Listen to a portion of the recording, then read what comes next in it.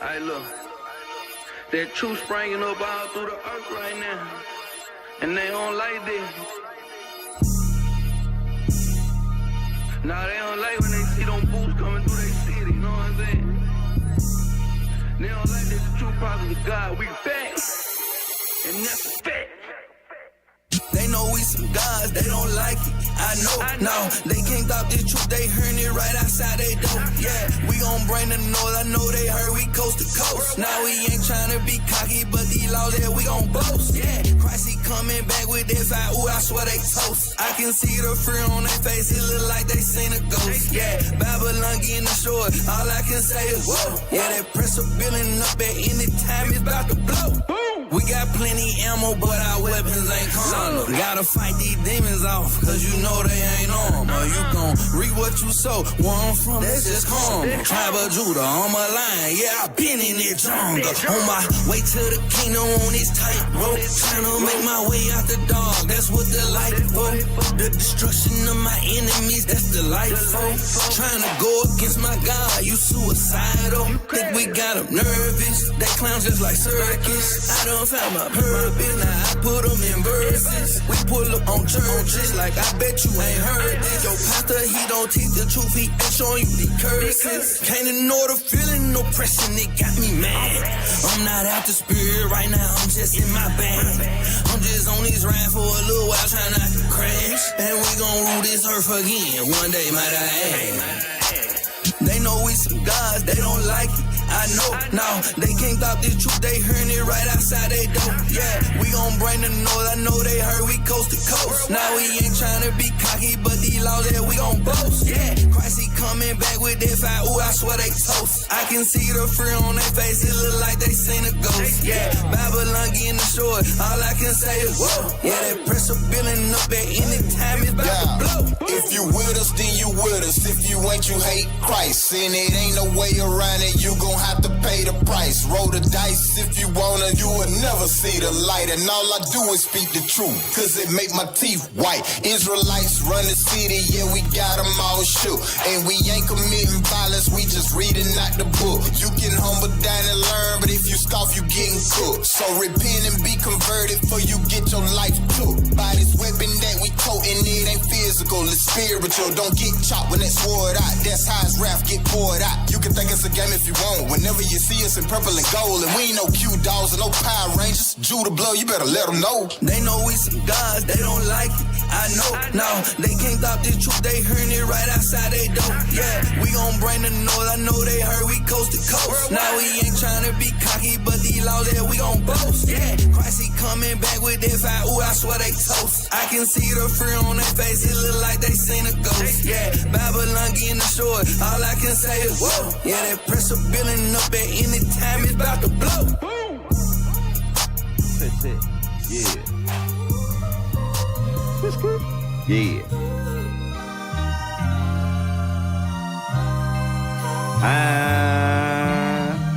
Grinding. I ain't got time to wait. Running. Building bricks. I ain't got time to play. Determined. I need freedom. Y'all better learn to pray. Luke 18, vengeance. Gotta hold on to faith. Grinding. I ain't got time to wait. Running. Building bricks. I ain't got time to play. Determined. I need freedom. Y'all better learn to pray. Luke 18, vengeance. Gotta hold on to faith. Gone. Wanna me if I don't preach the gospel. Wanna be whatever the acts, continuing that. Yeah, and that's with the apostles. Lively, stone, type of time that I'm on. Mad at us cause they ass out while we in the house like Jerome. Prophecy come to pass while these heathens are sweating to make it last. Got so many faces they don't need a mask. But eating unbreakable, Mr. Glass, he created the wisdom with the faithful in the womb. Actions speak the loudest in the room. Gotta prep the bride for the groom, but get another end coming soon. Look, why you shook? We just reading words out the book. Never mind how long it took, cause God got the recipe, let him cook. Yeah, he caught the crooks in the land of the thief and the home of the slave. Sent the prophets like a way to crash the party, and we're just getting it started. Eat them the target, Babylon, yeah, gotta burn. The vagabond finally got his turn. Ash died too, that's a bastard. Nukes for the dukes, that's a hazard. Deep coming through, drop the hammer, calling it home improvement. This is the life, it's more than a movement. Seed of Jacob, and we can prove it. Watch this, grinding. I ain't got time to waste. Running, building bricks. I ain't got time to play.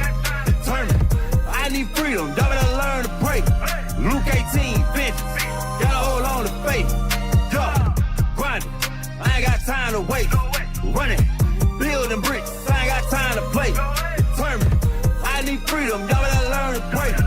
Luke 18, bitch, gotta hold on to faith. Let's go. T-Silent, I gotta talk to you. So many demons is ranting and raving, and man, I'm just trying to walk different. Pray for destruction, I'm building my faith. I got a lot on my plate, trying to get in them gates. Salute my angel on the way, I ain't got time to waste. Pushing this truth, I got time today. Professionalism, we make it work like a mechanism. If you ain't with my people, then it doesn't matter. So we ain't worried about nepotism. Exorcism, when I cast out the inner demons, they're lusting for vandalism, cause it's catastrophic. Cataclysm, acts of the apostle, we got a mission like, listen up. Pray for destruction, can't get enough. I know that you think that you know where I'm going, but I'm bending bricks, so mount them up. Still in the service, count them up. 144,000, demonstrating true power. Wisdom rain, that shower. Wasting land in less than an hour. Here's a chance. Roll with a prophet, take a glance. Walk in our shoes, take a stand. Royal priesthood, Uncle Sam. Here today, then I'm out of pocket. Grinding hard, that's part of the topic. Cross the globe in the speed of light. Blasting off, just like a rocket. You can't stop it. Run. I ain't got time to waste. Run it. Building bricks, I ain't got time to play. Determined, I need freedom, y'all better learn to pray. Luke 18, benches, gotta hold on to faith. Let's go, we grinding, I ain't got time to waste. Running, building bricks, I ain't got time to play. Determined, I need freedom, y'all better learn to pray. Luke 18, benches, gotta hold on to faith. Let's go.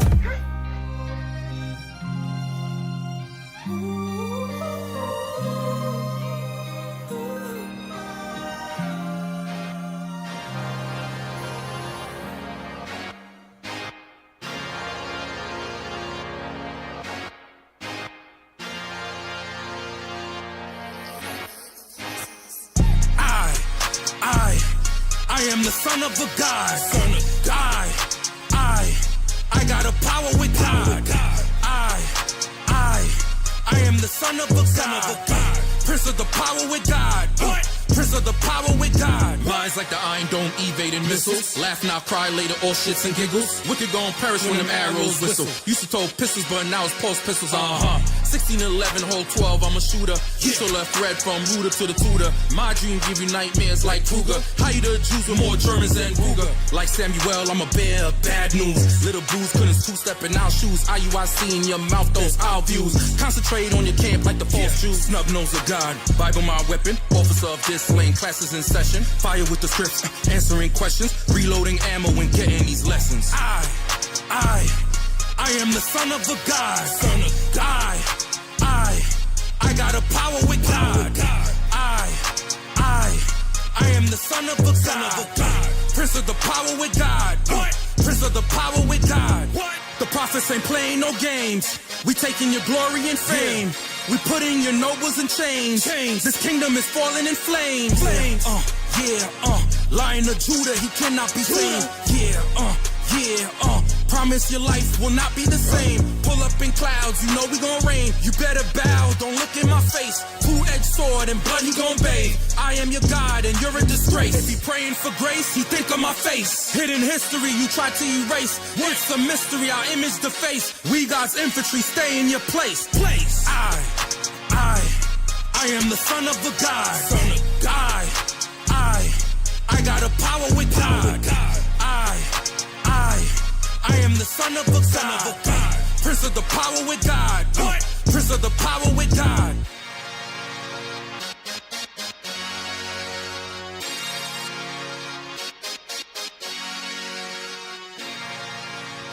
For the customs of the people are vain. For one cutteth a tree out of the forest, the work of the hands of the workmen with the axe. They deck it with silver and with gold. They fasten it with nails and with hammers, that it move not. It's Christmas season, a time to go broke. And it's all for nothing, Satan be using Christ for a crown. Your mom works a double, just to buy you gifts. Your dad can't find a job, so he's forced to go out and shoplift. Serving false gods that don't truly exist. Fornication and the mistletoe. Now we are heathenists. All behind a kiss. Oh,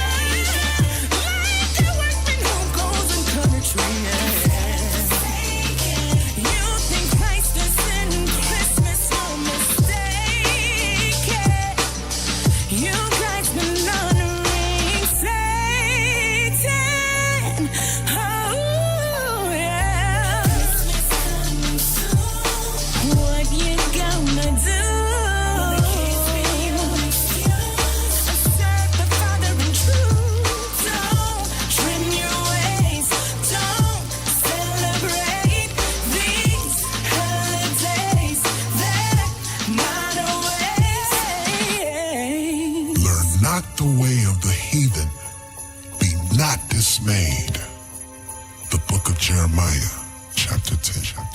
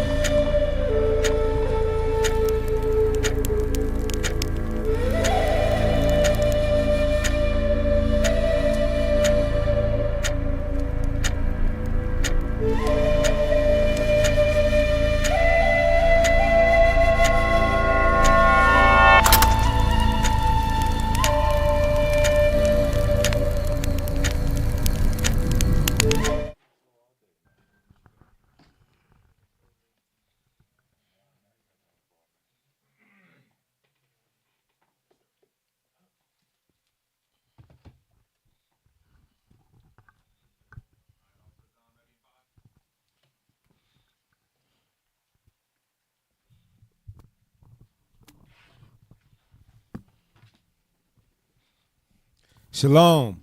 Welcome to the Natives Hour, home of the 10 tribes. I'm Officer Dunn, and to my right, Officer Asadai. Officer Jair. Officer Jonah. hey, we're gonna get it in, and y'all. We got a good show. Hey, we're gonna go in on this holiday that's coming up called Christmas. Hey, check out this thumbnail that we got, by the way. Hey, it's called Deck the Hell with Silver Bells, the real Christmas celebration. You see the man in the top, well, this is actually video. It's pretty good video. But in this thumbnail, you got a man, with the chains around his neck and the bells on it. This actually, Christmas represents our captivity, whether you want to believe it or not. Hey, they celebrate our captivity. It started out, the origins of it is back in Egypt. The ancient Egyptian, Osiris, then Babylon, Nimrod and Tammuz. Bring it out. Then it went on into paganism. What is it called? Saturnalia. Bring it out. However you pronounce that word. But then after that, it went into the Netherlands, and this actually goes into Saint Nicholas the Fifth, right? When he conquered all the dark nations and made us servants to them, right? And America picked up that same thing, and actually Saint Nick is actually Saint Nicholas the Fifth. But we're gonna get into it tonight. Let's go. All right, and hopefully after this show, y'all ain't celebrating Christmas. Come on. So That's right. What we're going to do now, we're going to pull up the definition of Christmas. Let's pull it up. Christmas. Noun. An annual festival at which Christians celebrate the birth of Christ, held on December 25th in the Western Church. Hey, let's pull down those similars. December 25th, they said Christmas is the celebration of Christ. We're going to see if that's true. What I want to get out of that is Yule. Yuletide. Let's click on Yule. Let's see what that definition is. And we're going to find out more about Yule, by the way. We're going to get the origins of Yule. Let's go. But we want to show you that this is linked with Christmas. All right? But what you'll say? Yule, noun. Christmas and the period around it with its festivities. All right? That's all we want, but we're gonna get into it. So first of all, let's get the book of Luke, chapter 2 and verse 41. Let's go. We're going to break that where that definition, what they saying Christmas is the birth of Christ on December 25th. That's a lie. Yeah. Read that. Let's start at 41. The book of Luke, chapter 2 and verse 41. Bring it out. Now his parents went to Jerusalem every year at the feast of the Passover. So Jesus' parents went to Jerusalem every year at the feast of the Passover. Read on. And when he was 12 years when old. he was what? 12 years old. Read. They went up to Jerusalem. So when he was 12, they went up to Jerusalem. Right? On Jesus' birthday, they went up to Jerusalem when he was 12 years old. Let's see when Passover is. Let's go to Leviticus. Let's go to Leviticus 23, and we're going to start at verse 5. Let's go. The book of Leviticus, chapter 23 and verse 5. In the 14th day of the first month at even. Of the first month is Abib. The first month is in spring, around the end of March, the beginning of April. That's right. Read. Is the Lord's Passover. Is what? Is the Lord's Passover. So it says at even, which will be the 15th day of the first month. That's the Lord's Passover. That's when Jesus was, that's the birth of Jesus. That's when Jesus was born. So we want to get rid of that doctrine that they got out there that he was born in the wintertime. Come on. All right? Hey, officer. Go ahead. And even y'all Christians that say he was, which he wasn't. All right, let's say he was, right? When did Christ say celebrate his birthday? Matter of fact, in the Bible, which Christ is the volume of the book, Job's sons was killed for celebrating their birthday. Right. Job said, cursed be the day wherein I was born. So why the hell you think Christ is now okay with you celebrating birthdays? Come on. Right. That's what all these festivities are about. Is celebrating someone's birth and rebirth. Right? The Lord said don't do that. Do we need to prove it? Let's prove it. Let's go to Job. Let's go to the book of Job real quick. And we're going to prove that. No, you shouldn't be celebrating birthdays. You're right about that. Boy. I want where it was a sin. Job chapter 1. The book of Job, chapter 1 and verse 4. And his sons went and feasted in their houses, every one on his day. His day is saying his birthday. That's what they're talking about. His birthday. They feasted on his birthday. Read. And sent and called for their 3 sisters to eat and to drink with them. To feast on the birthday. Right? Read. And it was so, when the days of their feasting were gone about, that Job sent and sanctified them, and rose up early in the morning, and offered burnt offerings according to the number of them all. For Job said, it may be that my sons have sinned. So Job had to offer a sacrifice for his sons.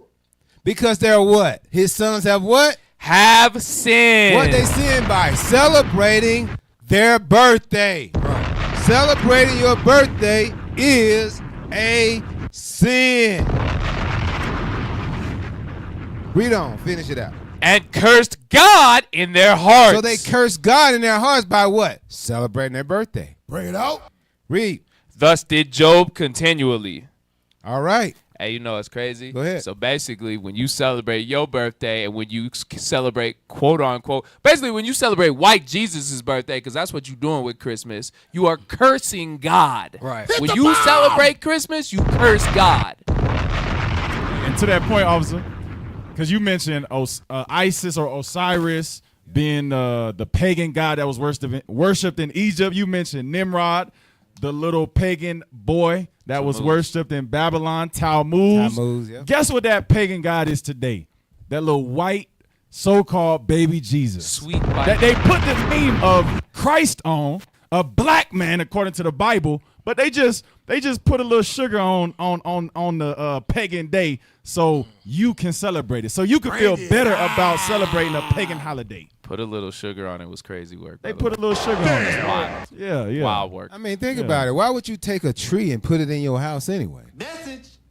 I mean, who takes a tree and put it in their house? Hey, that's real. That's white people stuff. It belong outside, right? Yeah, exactly. Outside tree. What are we Take doing? a tree and put it on in your house.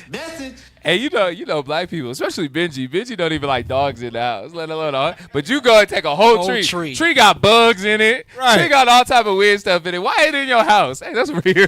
Right. Bring it in your house and decorate it. It's very anti-black of you. It is very, very. All right. Now let's see the origin of this tree that you bring in your house every year. Let's bring up the next one. This is called Babylon. The Two Babylons. We're gonna read into a little bit of that. So pull that up. Y'all see that there? This book is called The Two Babylons by Alexander Hislop. All right, let's go into the page now. Let's blow that up. Yeah, you know you're going to have to zoom in. You just want the highlights? Just the highlights. How then did the Roman Church fix on December the 25th as Christmas Day? Why thus? Long before the 4th century and long before the Christian era itself, a festival was celebrated among the heathen at the precise time of the year in honor of the birth of the son of the Babylonian queen of heaven. And it may fairly be presumed that, in order to conciliate the heathen and to swell the number of the nominal adherents of Christianity, the same festival was adopted by the Roman Church, giving it only the name of Christ. Giving it what? Only the name of Christ. Read. This tendency on the part of Christians to meet paganism halfway was very early developed. This was developed a long time ago.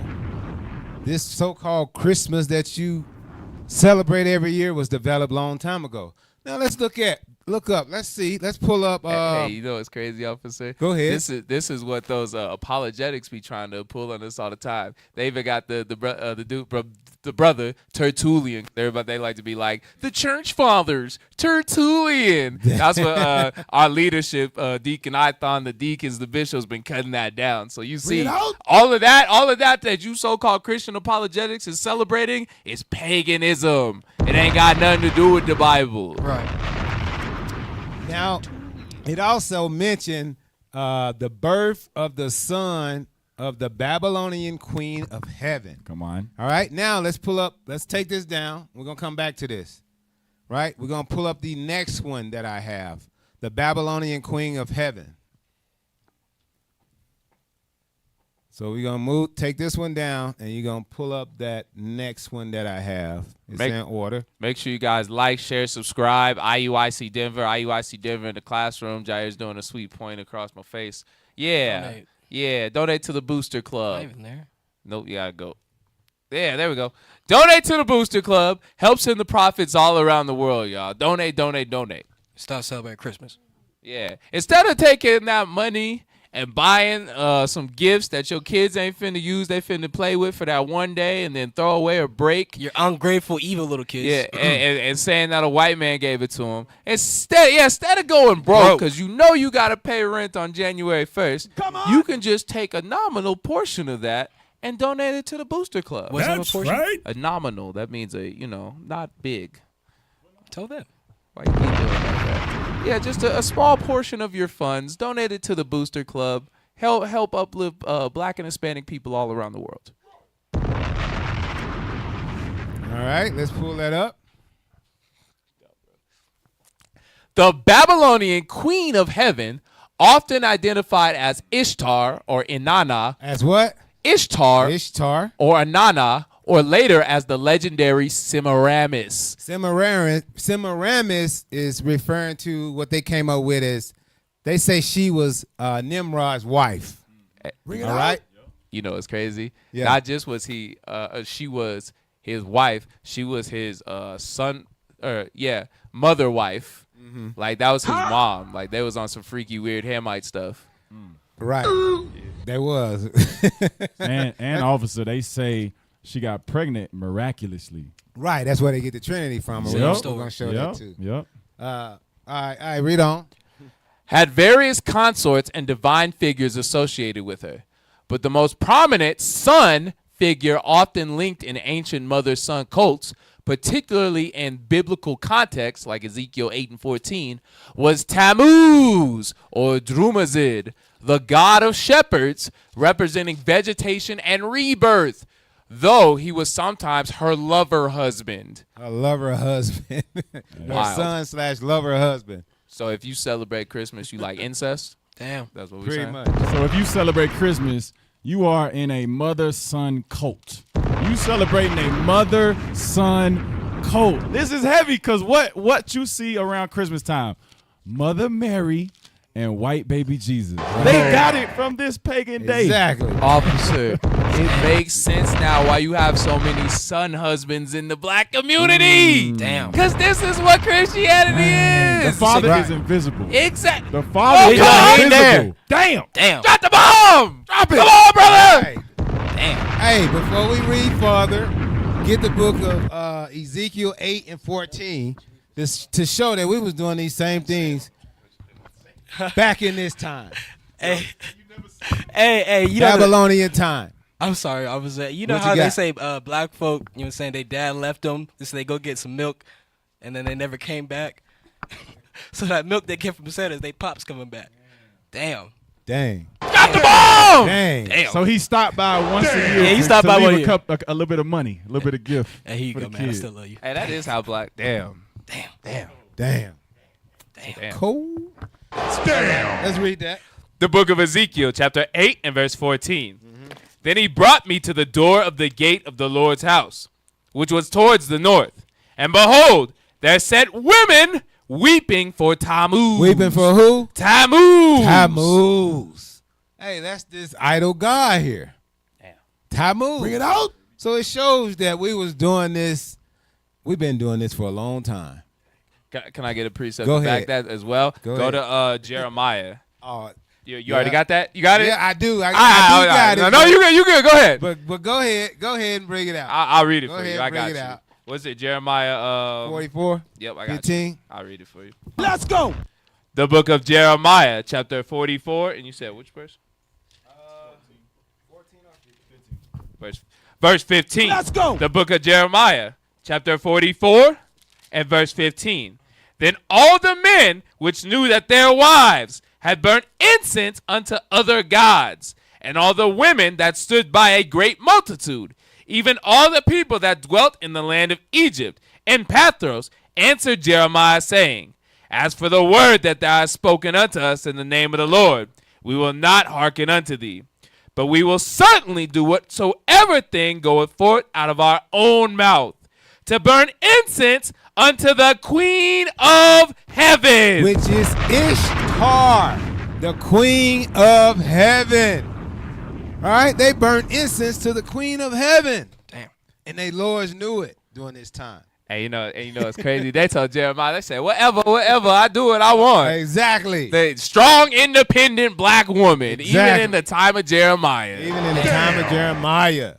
To this day. Hey, that's heavy. But that's good enough from there. Let's go back to here. The Queen of Heaven, which is Ishtar. Ishtar, Inanna, the original Mesopotamian goddess of love, war, and fertility, known as the Queen of Heaven, was deeply connected to Tammuz. Right? Deeply connected to Tammuz. Read on. We're going to get how deep. It's crazy. That was wild. Who was both her lover and sometimes depicted as her son, symbolizing the cycle of death and rebirth. Semiramis / Ishtar, later traditions, and later legends, particularly those influencing Babylonian religious interpretations, Semiramis, identified with Ishtar, was said to have a son Tammuz, sometimes born miraculously, reinforcing the mother-son worship theme. You want biblical context? Yeah, go ahead and read it. Biblical context. The Hebrew Bible mentions women weeping for Tammuz, linking the Queen of Heaven's worship with this figure in Jerusalem, showing the widespread adoption of this mother-son motif. So they're just showing that this has been going out through different cultures for years. And it's crazy because it shows that, like, things don't change. Like the scriptures say, judgment goes in a ring. That which was still happening. Yeah. That single black mother mentality has been in the earth for a long time. Right. And that's what Christianity teaches. It teaches a weird incestuous relationship between the black woman and her son. It's weird. Exactly. Let's go to the next page.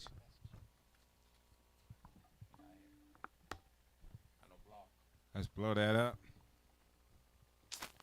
Read that.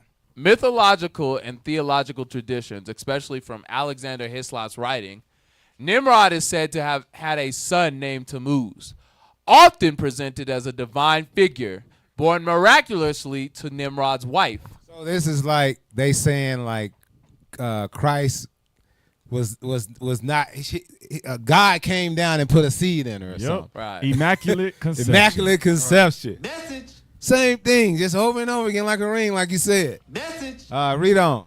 Often presented as a divine figure born miraculously to Nimrod's wife, Semiramis, after Nimrod's death, creating a pagan trinity, Nimrod, Semiramis, and Tammuz, that influenced later mystery religions.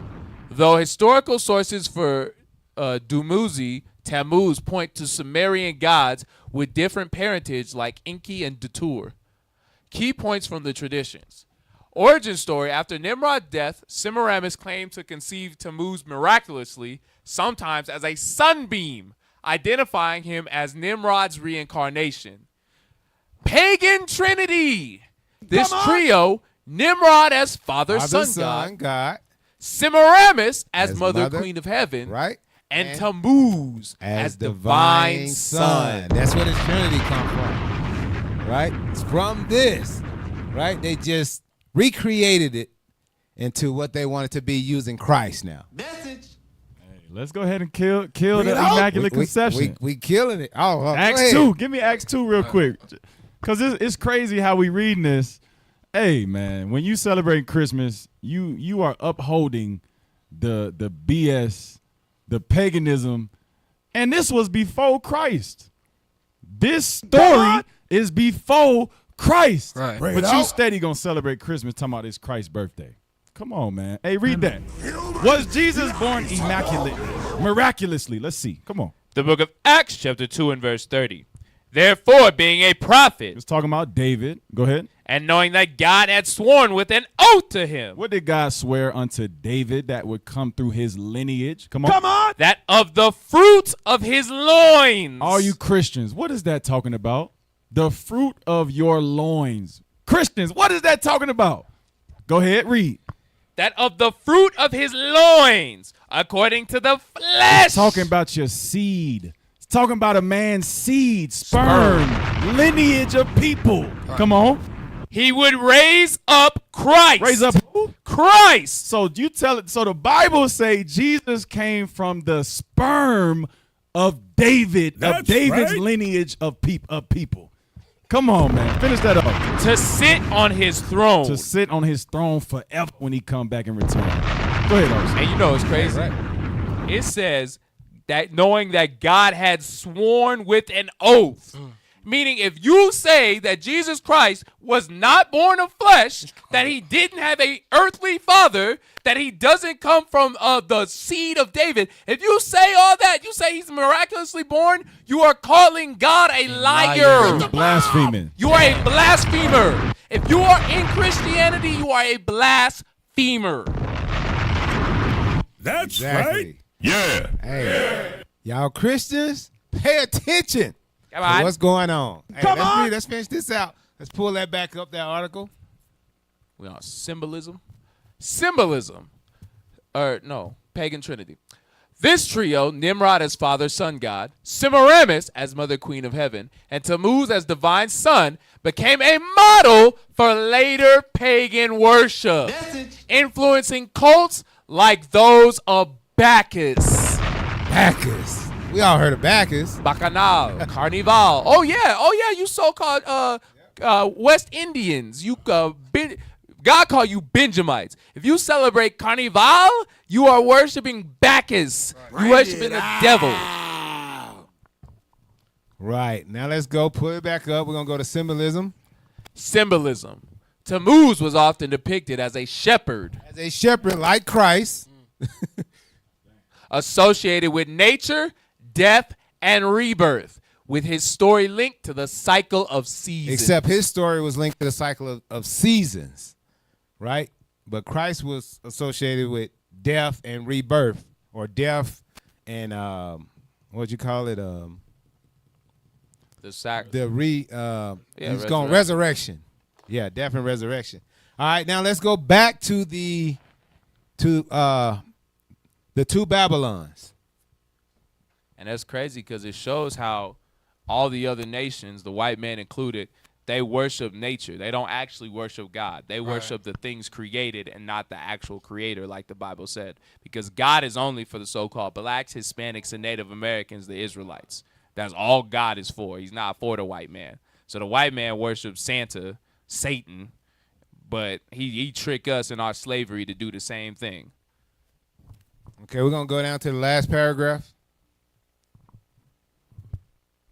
Yep, let's get that. That Christmas was originally a pagan festival is beyond all doubt. The time of the year and the ceremonies with which it is still celebrated prove its origin.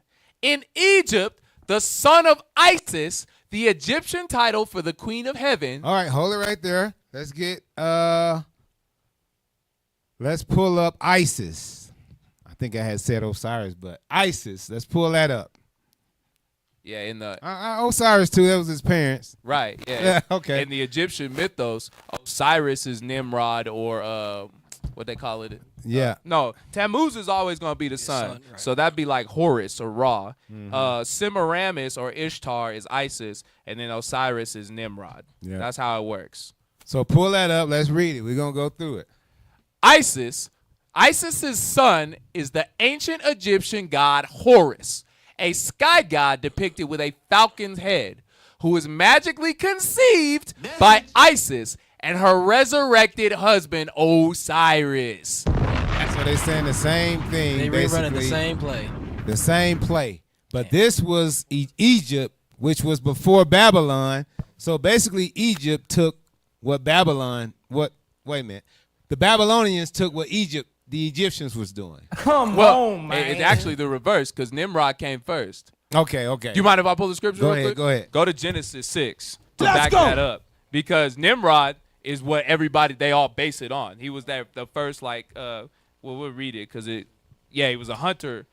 Yeah, read that, Genesis 10 and verse, what is that, 9?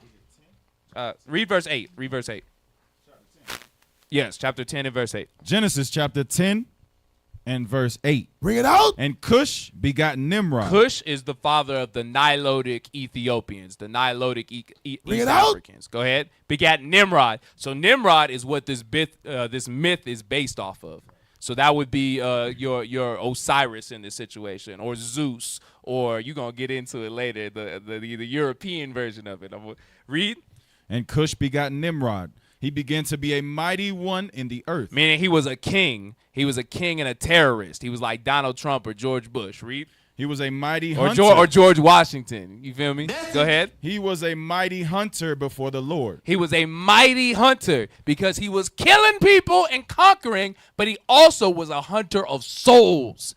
This whole religion, Christianity, begins with this guy. All the different pagan religions and going away from worshiping the true God started with Nimrod. Read. Even as Nimrod, the mighty hunter before the Lord. And is that it? Yep, that's it. Yeah. Okay, let's go back to the article. Isis. Let's pull it back up. We're going to finish it off. Isis's son is the ancient Egyptian god Horus, a sky god depicted with a falcon's head, who was magically conceived by Isis and her resurrected husband Osiris, and became the divine protector of Egypt avenging his father against his evil uncle Seth. All right, let's get the conception. Hey, that's crazy too, because oftentimes these single black women today and Hispanic women, they'll have a baby daddy and they want to dress their son up as the baby daddy who ain't there. They can take that position. Damn. I'm just feeding off what y'all did earlier. What you mean, damn? Damn. Y'all already threw it out there. Let's go there. Damn. What? Okay. Yep. Let's finish it off. Conception. Yep. Conception. Isis magically conceived Horus after resurrecting her murdered husband Osiris to conceive an heir who would defeat Seth. So basically, it's the same concept of Nimrod. Message. Now let's go back to the two Babylons.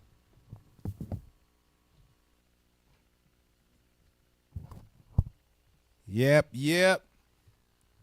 Last paragraph again. Did we finish the last paragraph? Yep, let's read that again. That Christmas was originally a pagan festival is beyond all doubt. The time of year and the ceremonies with which it is still celebrated prove its origin.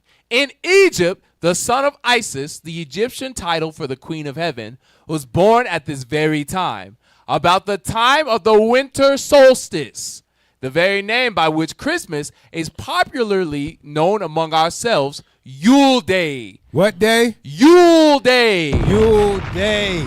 Yule Day. Let's read on. We're gonna go into Yule Day, but read on. Proves at once its pagan and Babylonian. I'm gonna guess. Go to the next page. Go up. Origin. Yule is the Chaldee name for an infant or little child, and as the 25th of December was called by our pagan Anglo-Saxon ancestors, Yule Day, or the Child's Day, and the night that preceded it, Mother Night, long before they came in contact with Christianity. That sufficiently proves its real character. Far and wide in the realms of paganism was this birthday observed. This festival has been commonly believed to have had only an astronomical character, referring simply to the completion of the sun's yearly course and the commencement of a new cycle.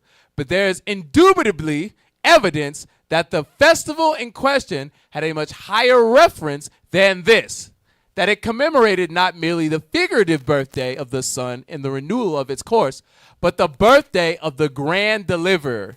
Among the Sabians of Arabia, who regarded the moon and not the sun as the visible symbol of the favorite object of their idolatry, the same period was observed as the birth festival. Thus we read in Stanley's Sabian philosophy, on the 24th of the 10th month, that is December according to our reckoning, the Arabians celebrated the birthday of the Lord, that is the moon. At the same time, they basically had the same concept as well. That shows you that Islam, because Islam does the same practices that the pagan Arabians before Muhammad was doing. They just tried to doctor it up and take what we do and make it sound nice. So it shows you, because don't Muslims celebrate Christmas too? They all celebrate Christmas. So yeah, how you celebrate? Come on, man. Right. Oh, also, officer, when it say pagan Anglo-Saxons ancestors, that's not talking about the white man. If you go and watch Deacon Ithon's Hidden History, he is proven with evidence that Anglo-Saxons means angelic sons of Isaac. So that's talking about our ancestors who were in pagan worship of this same deity, just like it's talking about you Northern Kingdom. Same way y'all worship pagan Christianity today, you was doing it back then. Bring it out. Right. Back to the article. Yep. The Lord Moon was the great object of Arabian worship. And that Lord Moon, according to them, was born on the 24th of December. Right. The 24th of December, bomb. Right? Same time. Right? These same practices that they was observing. Even in Ishmael. Yeah. Ishmael was doing and it shows they all serve the same God. They all serve the devil. The nations only serve the devil. Christianity, it really makes no sense. Because all the proofs in the Bible that we break down every day, you know what I'm saying, they'll buck up against it. But they'll find some stuff. Well, they won't find nothing and just follow it and just think that's of Christ. Where in the Bible do you see hey, I'm Jesus and I was born on the 25th. Celebrate it. It don't say that nowhere. But y'all will fight to death to say it's okay. But we say, hey, according to Revelations 1:14, it says Jesus Christ is a black man. Nope. Does it matter? Color don't matter. It doesn't matter. Y'all Christians are y'all retarded. Y'all Christians are retarded. Right. Yourself just to say. I was gonna say something worse. Oh, okay. Wow. Come back, Jay. I'm back. So when you opening up that first gift on the 24th, because I know that's what some of you do, because I did it. When you open up that first, play the music. First little gift on December 24th, you celebrating Lord Moon. All right? Just know that you celebrating in honor of this Lord Moon. You're late. That's what you're doing. All right, stop the music. Hey, so what was the gift? What was the gift? Yeah, what was the gift? A little bit of this. Hey, that was in the past. We gonna move on. We in the truth now. Come on. Are you bringing it up? Hey, let's finish that out. World is. All right. The Lord Moon was the great object of Arabian worship, and that Lord Moon, according to them, was born on the 24th of December, which clearly shows that the birth which they celebrated had no necessary connection with the course of the sun. It is worthy of special note, too, that if Christmas Day among the ancient Saxons of this island was observed to celebrate the birth of any lord of the host of heaven, the case must have been precisely the same here as it was in Arabia. The Saxons, as is well known, regarded the sun as a female divinity and the moon as male. That's different. That's the only difference. One worshiped the sun, one worshiped the moon on the same day, the same time period. But it's still pagan. Right. And this was Northern Kingdom. Yeah. Go watch our hidden history. The Saxons were Northern Kingdom. Bring it out. Home of the 10 tribes.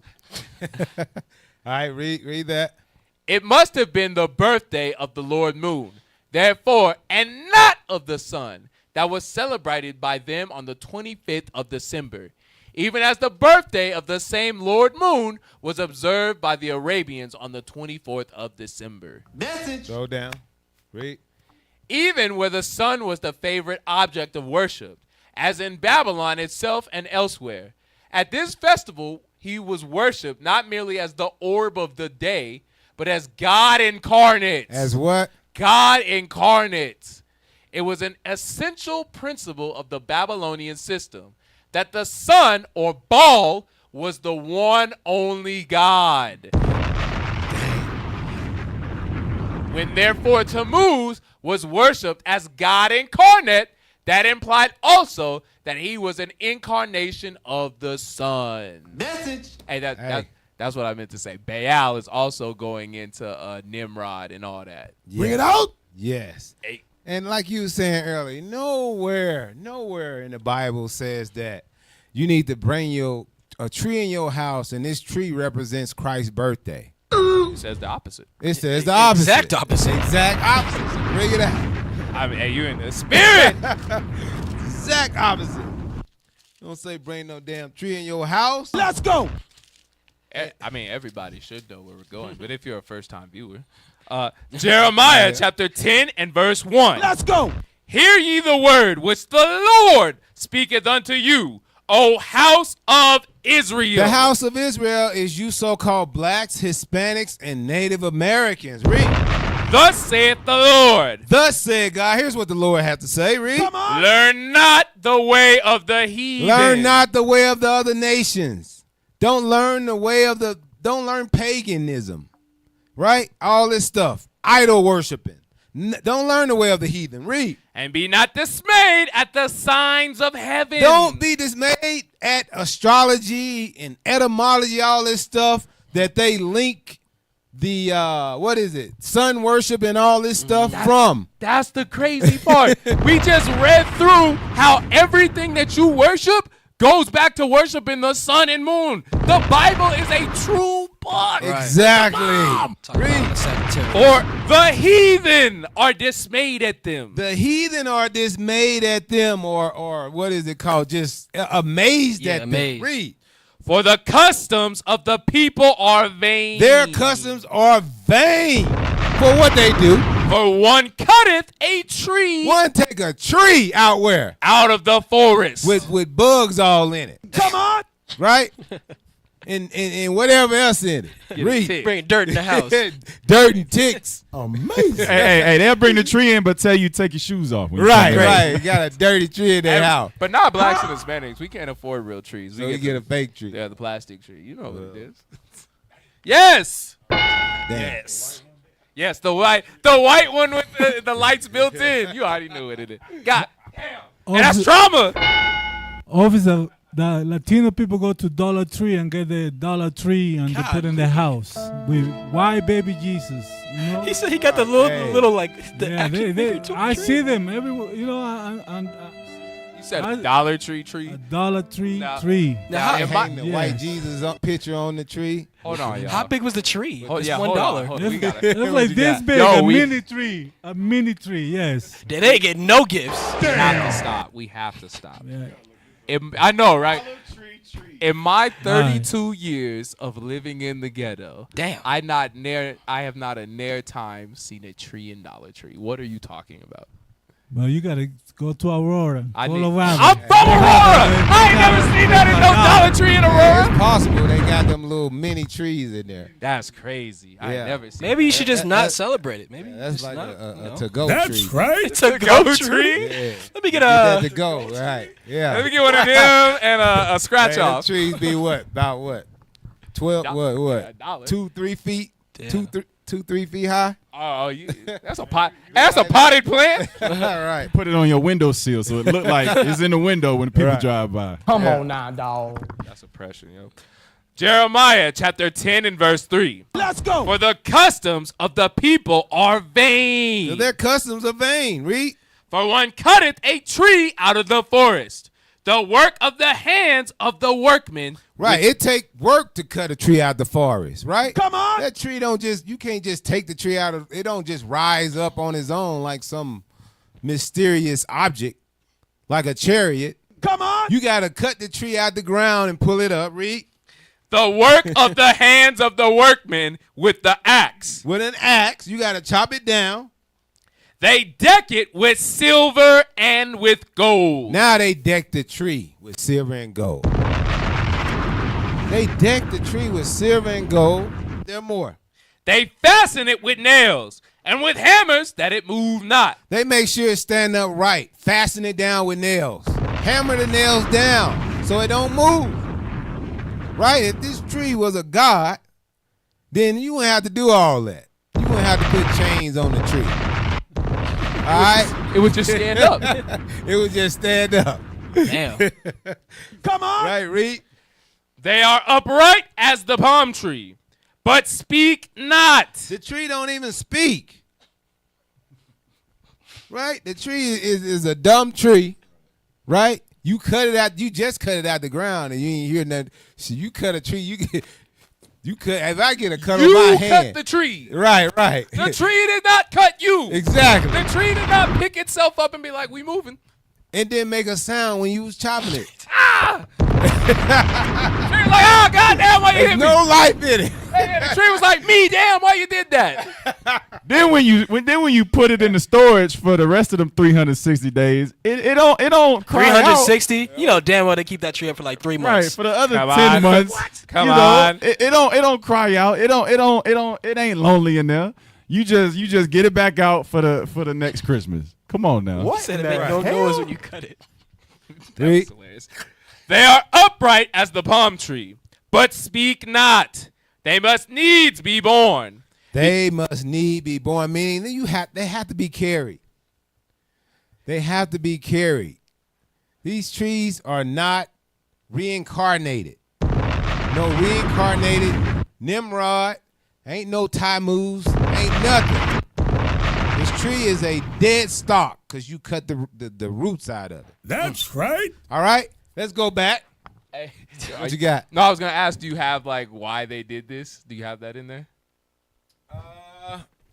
I think so. Okay. I think so. Let's go. Well, yeah, it does explain. Okay. It does explain. But we can't forget, a Christian would read this and he'd be like, nah, that's not what he meant. That goes into that spirit of stupidity that God has poured out on Christians. That Bishop brought out the last few weeks. Yeah, like, spiritually blind and deaf. You're idiots.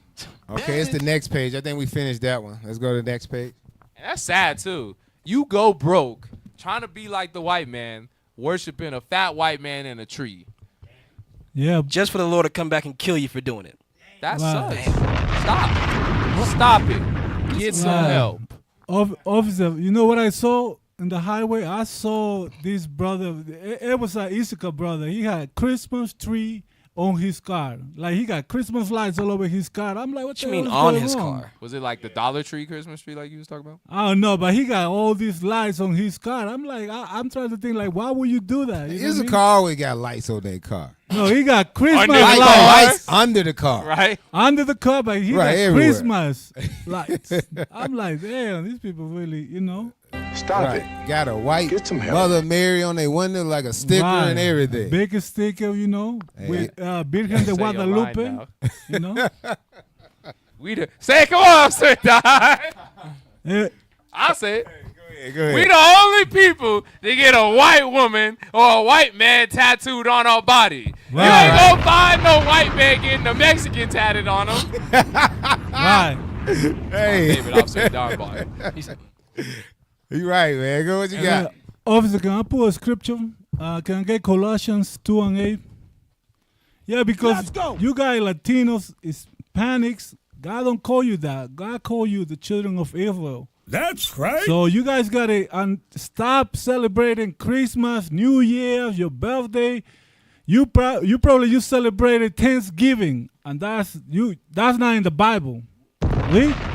The book of Colossians, chapter 2 and verse 8. Beware, lest any man spoil you through philosophy. These people, when they came, the Spaniards, when they came in 1519, Hernán Cortés came to Mexico. He came with the Roman Catholic Church, and he spoiled you in slavery. We're giving you Christianity, Christmas, right? And vain deceit. Like officer was bringing out, that's bang. And Jeremiah 10 what? That's those costs are bang. It's not doing anything for you. Donald Trump keep deporting you. They want to take you out of this country. It's not saving you, right? After the traditions of men. The white man. He's talking about Caesar Borgia, the white man, the white Jesus that you guys have in your house next to your tree. Right? After the rudiments of the world. That's of the right? And not after Christ. Christ never said to celebrate Christmas, New Year's. So you got to stop that, repent as an Israelite, and keep God's laws. That's right. Repent and keep God's laws. Okay, pull that article back up of the two Babylons. Let's read that. The Christmas tree, now so common among us, That's now so common among us now. Right? Christmas tree is a common household name, a common household feast day, festival, festivity, a damn tree. Go ahead. The Christmas tree, now so common among us, was equally common in pagan Rome and pagan Egypt. In Egypt, that tree was the palm tree. In Rome, it was the fir. The palm tree denoting the pagan Messiah as Baal Tamar. The fir referring to him as Baal Berith. Yeah. Pull it back up. What's going on? Yeah, I said it because Berith, that's what Amalek uses. Amalek uses that term Berith. They use it for, they got like, it's like a CIA type thing. They got an organization with the name Berith in it. So you know, anything Amalek does is evil. Yeah. All right. Okay, cool. The mother of Adonis, the sun god and great mediatorial divinity, was mystically said to have been changed into a tree, and when in that state, to have brought forth her divine So this son. explains the tree. Why they used the tree. Message. Read that again. The mother of Adonis, the sun god, and great mediatorial divinity, was mystically said to have been changed into a tree, and when in that state to have brought forth her divine son. If the mother was a tree, the son must have been recognized as the man in the branch. And this entirely accounts for the putting of the Yule log into the fire on Christmas Eve. Right? The Yule logs is logs of fire, logs that they set on fire, right? And it's going to tell you what that represents. Let's read on. And the appearance of the Christmas tree the next morning. As Zoroaster, the seed of the woman, which name also signified Ignagina, or born of the fire, he has to enter the fire on Mother Night, that he may be born. So the night before Christmas, right, they light these logs on fire, right, and the next day he comes out as a tree. But read it. It's going to kind of explain. That he may be born the next day out of it. As the branch of God, or the tree that brings all divine gifts to men. But why? It may be asked, does he enter the fire under the symbol of a log? To understand this, it must be remembered that divine child born at the winter solstice was born as a new incarnation of the great God, after that God had been cut in pieces, on purpose to revenge his death upon his murderers. Now the great God, cut off in the midst of his power and glory, was symbolized as a huge tree, stripped of all its branches and cut down almost to the ground. But the great serpent, the symbol of life, restoring Asclepius, twist itself around the dead stock, and lo, at its side up sprouts of a young tree, a tree of entirely different kind, that is destined never to be cut down by hostile power, even the palm tree, the well-known symbol of victory. The Christmas tree, as has been stated, was generally at Rome a different Go to the next one. tree, even the fir, but the very same idea as was implied in the palm tree was implied in the Christmas fir. For that covertly symbolized the newborn God as Baal Berith, Lord of the covenant, and thus shadowed forth the perpetuity and everlasting nature of his power. So through the burning of the branches, it brings forth the tree, which is the newborn God. For instance, like Tammuz. Who else? Is it Osiris? Horus. Horus. Is it Adonis? Right. And Bacchus. Yeah, Bacchus. Bring it out. Also, the tree represents the rebirth of Christ. Cesare Borgia. Cesare Borgia. And then Not Christ. and they also say on that night, as the so-called God comes in the branch, that same branch gives gifts. Right. You know, and I know growing up, they say, hey, go to bed early, get your sleep, so Santa Claus can come and do what? Put gifts under your tree. So that's where it comes from. So the logs actually represents the slain tree, and then the rebirth of the tree through the burning of the logs. But read on.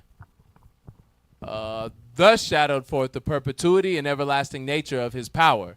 Not that after having fallen before his enemies, he had risen triumphant over them all. Therefore, the 25th of December, the day that was observed at Rome as the day when the victorious God reappeared on earth, was held at the Nautilus Invicti Solis, the birthday of the unconquered sun. Now the Yule log is the dead stock of Nimrod, deified as the sun god, but cut down by his enemies. So Nimrod was cut down by his enemies. Read. The Christmas tree is Nimrod Redivivus. Redivivus meaning reborn. Nimrod reborn. So that's the Christmas tree now. Nimrod reborn. Read. The slain God come to life again. Again. The slain God come to life again through now the Christmas tree. Read. In the light reflected by the above statement on customs that still linger among us, the origin of which has been lost in the midst of hoar antiquity. Next page. There can no doubt then that the pagan festival at the winter solstice, in other words, Christmas, was held in honor of the birth of the Babylonian Messiah. Hit the bomb! Nimrod. That's all. The Christmas tree is Nimrod reborn. Right. And so when you read back in Jeremiah 10, when it talks about, read it again, Jeremiah 10 and 5. Jeremiah chapter 10 and verse 5. Bring it out. They are upright as the palm tree, but speak not. They must needs be born, because they cannot go. They can't move. They can't talk. Go ahead.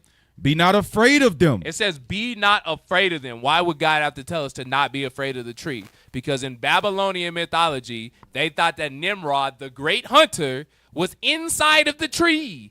And that if you did not give the tree presents, it would get up at night and kill you. Bring it He out. knows when you're sleeping. He knows when you're awake. Does that sound familiar?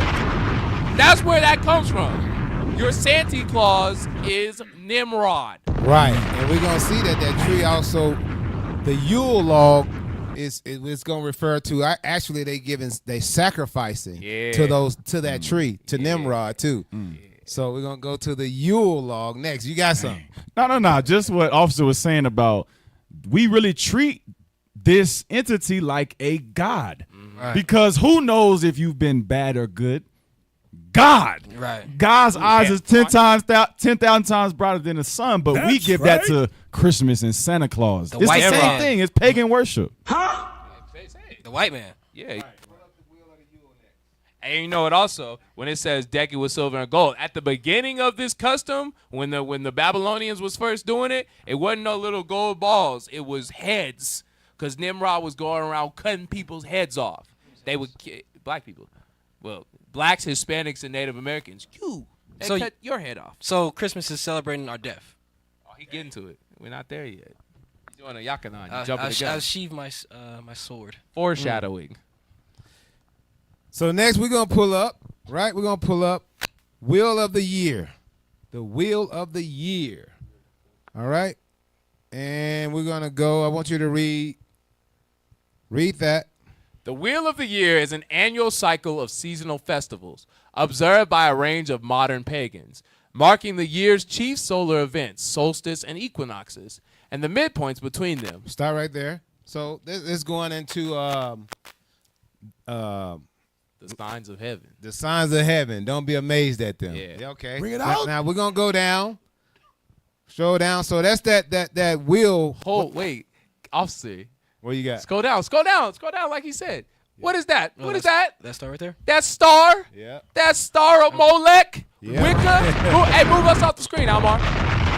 Wicca, witchcraft. Right. That star is witchcraft. Exactly. For you black Hebrew Israelites.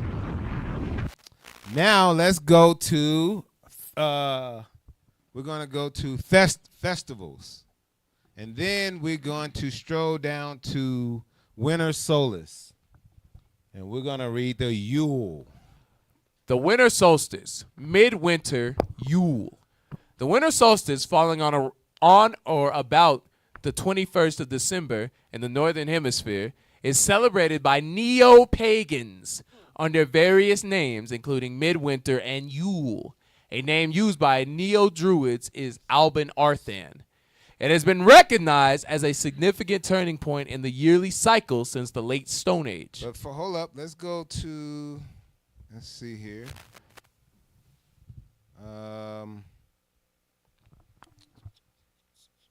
Bruh, hey, Christmas music. I was on Clubhouse or listening to Clubhouse the other day, and Captain Yuri made out such a heavy point. He said Christmas music is some of the most pervasive forms and intrusive forms of white supremacy. Because at this time of year, no matter where you go, they bumping Christmas music, and that stuff sticks to your spirit. Like even right now, just talking about that evil stuff, them songs pop up because they've been playing it in our brain since we were children. Right. Bring it out. Evil communication corrupts good manners.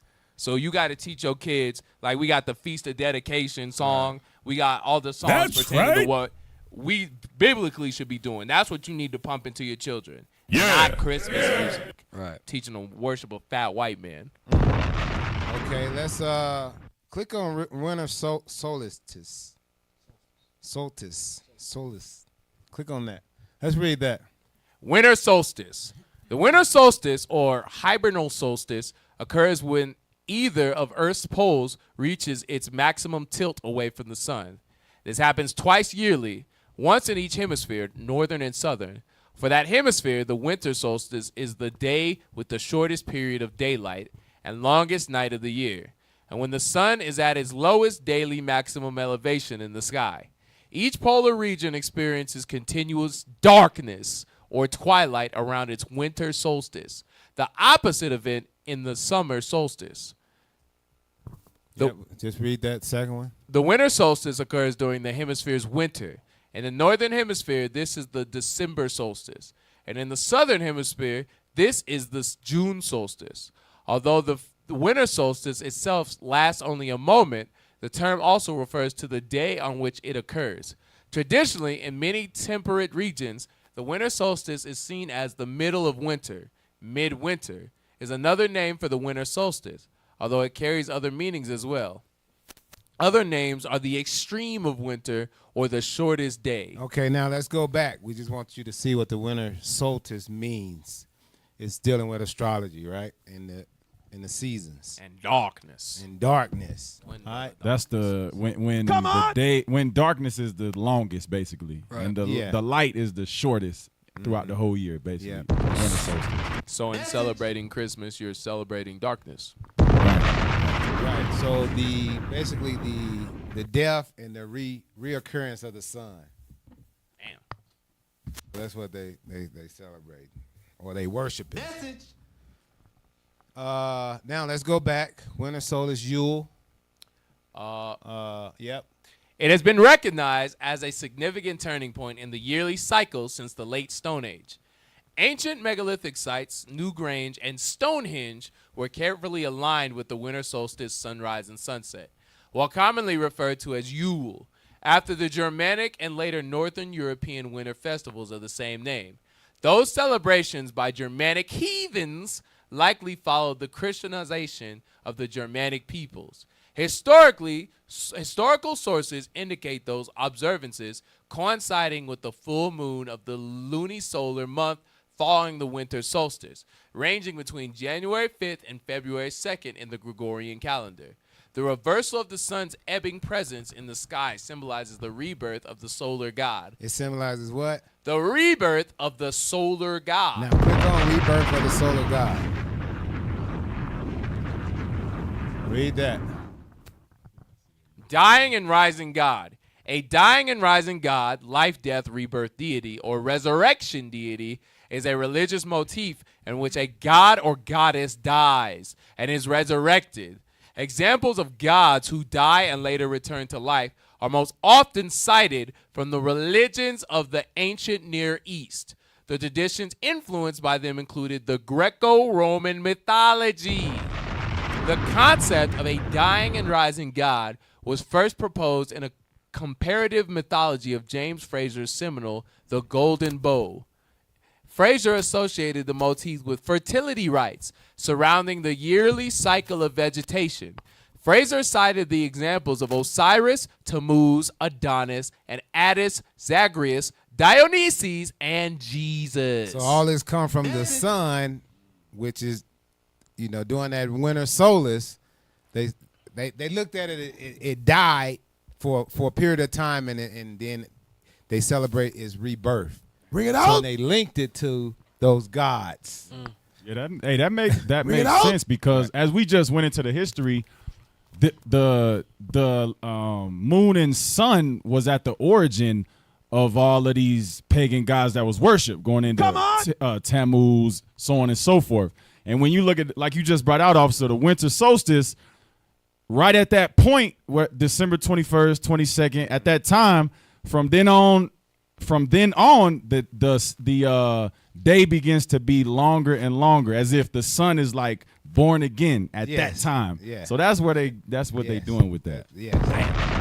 So now we're gonna go back. What you got? Oh, we're gonna go back. So where were we? We left off at the rebirth. The reversal of the sun's ebbing presence. No, the rebirth, right? Yes, sir. Okay, good. The reversal of the sun's ebbing presence in the sky symbolizes the rebirth of the solar god and presages the return of the fertile season. From Germanic to Roman tradition, This is the most important time of celebration. Practices vary, but sacrifice offerings, feasting, and gift giving are common elements of midwinter festivals. Click on sacrifice. So gift giving, sacrifices is relating to the Yule. Read that. Sacrifice is an act of offering made to a deity. A sacrifice can serve as propitiation, or a sacrifice can be an offering of praise and thanksgiving. Evidence of ritual animal sacrifice has been seen at least since ancient Hebrews and Greeks, and possibly existed before that. Evidence of ritual human sacrifice can also be found back to at least pre-Columbian civilizations of Mesoamerica, as well as in European civilizations. Varieties of ritual non-human sacrifices are practiced by numerous religions today. Right. So they sacrifice. Now let's get that video. Let's get that article that I sent to you last.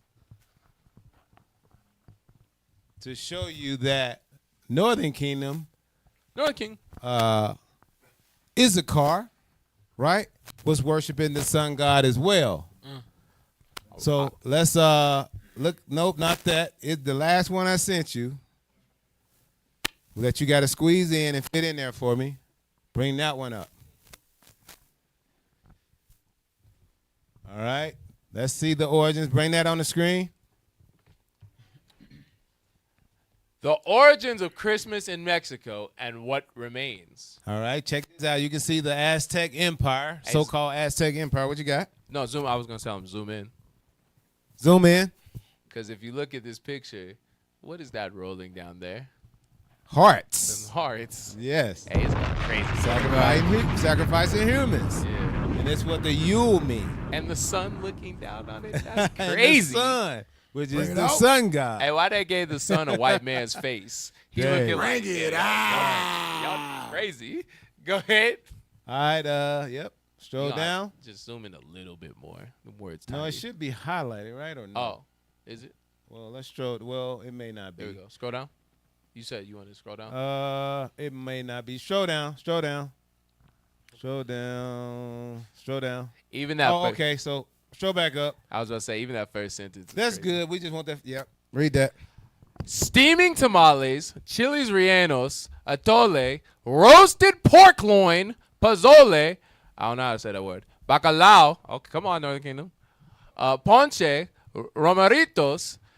These are the usual suspects that make up the rich, aromatic landscape typical of a Mexican Christmas Eve dinner. That pork in there? Lots of pork. Dang, that's swine. Pork tamales, roasted pork loin. No, not the pork tamales. Yes, yeah, they got the pork tamales. Say something, Yakanan. Damn. Yeah, I know you know about pork tamales. Yeah, officer. So that represents when they used to sacrifice humans, do the human sacrificing.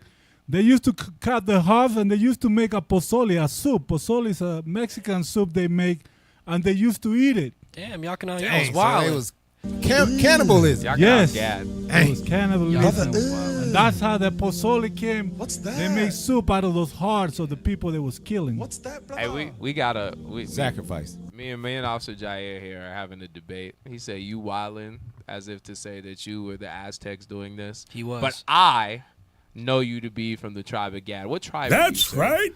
The tribe of God. That's right. Yeah.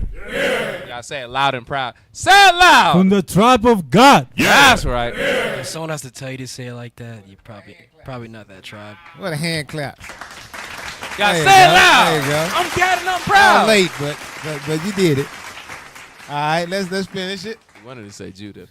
These are the usual suspects that make up the rich, aromatic landscape typical of a Mexican Christmas Eve dinner.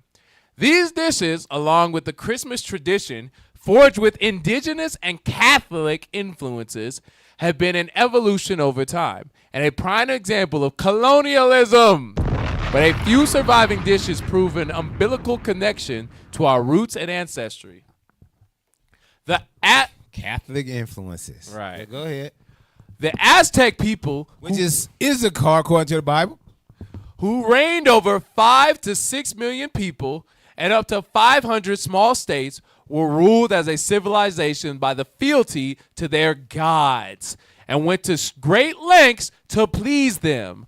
Huitzilopochtli, known as the blue hummingbird to the left, god of sun and war, was among the most crucial to their livelihood. This god provided equilibrium to their world, and being in good graces with him ensured rainfall, harvest, and triumph in battle. In exchange, Huitzilopochtli was hungry for human sacrifice. The devotion of Huitzilopochtli,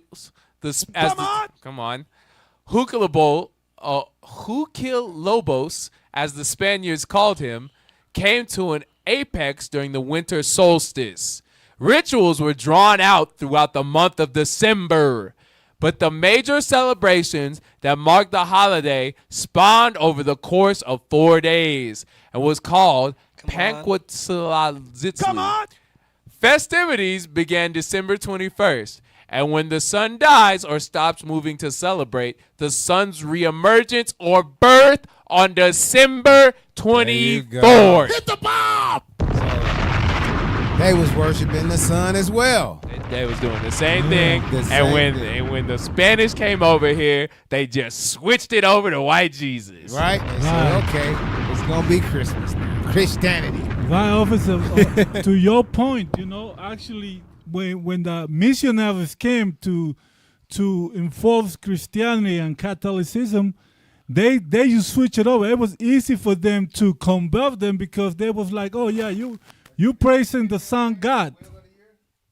Hey, and that, you know what? That's true. That also goes into not just Northern Kingdom, because Northern Kingdom did that as well. They turned the saints into, they mixed it whatever God they was worshiping on this side, but also Levi and the brothers and sisters in the west coast of Africa. Ooh, even Manasseh in Cuba. Right, and the Incas used to praise the sun. That used to be the Inti. That used to be the sun too. Right. Hey, officer, do you mind if I pull the scripture real quick? Yeah, go ahead. Give me Deuteronomy chapter 32 and verse 17. Let's go. Because when you look at it, there's a reason. Why would Issachar and like Officer Yakana said, Asher, so the so-called Incans were Asher, and even so-called Cubans, Manasseh.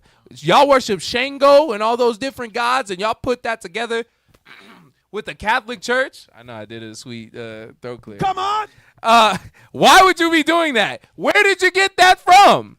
It goes back into the slavery and worshiping the same gods as the Assyrians and Babylonians before you came over here. Right. Read that. The book of Deuteronomy, chapter 32 and verse 17. Start at verse 16. Verse 16.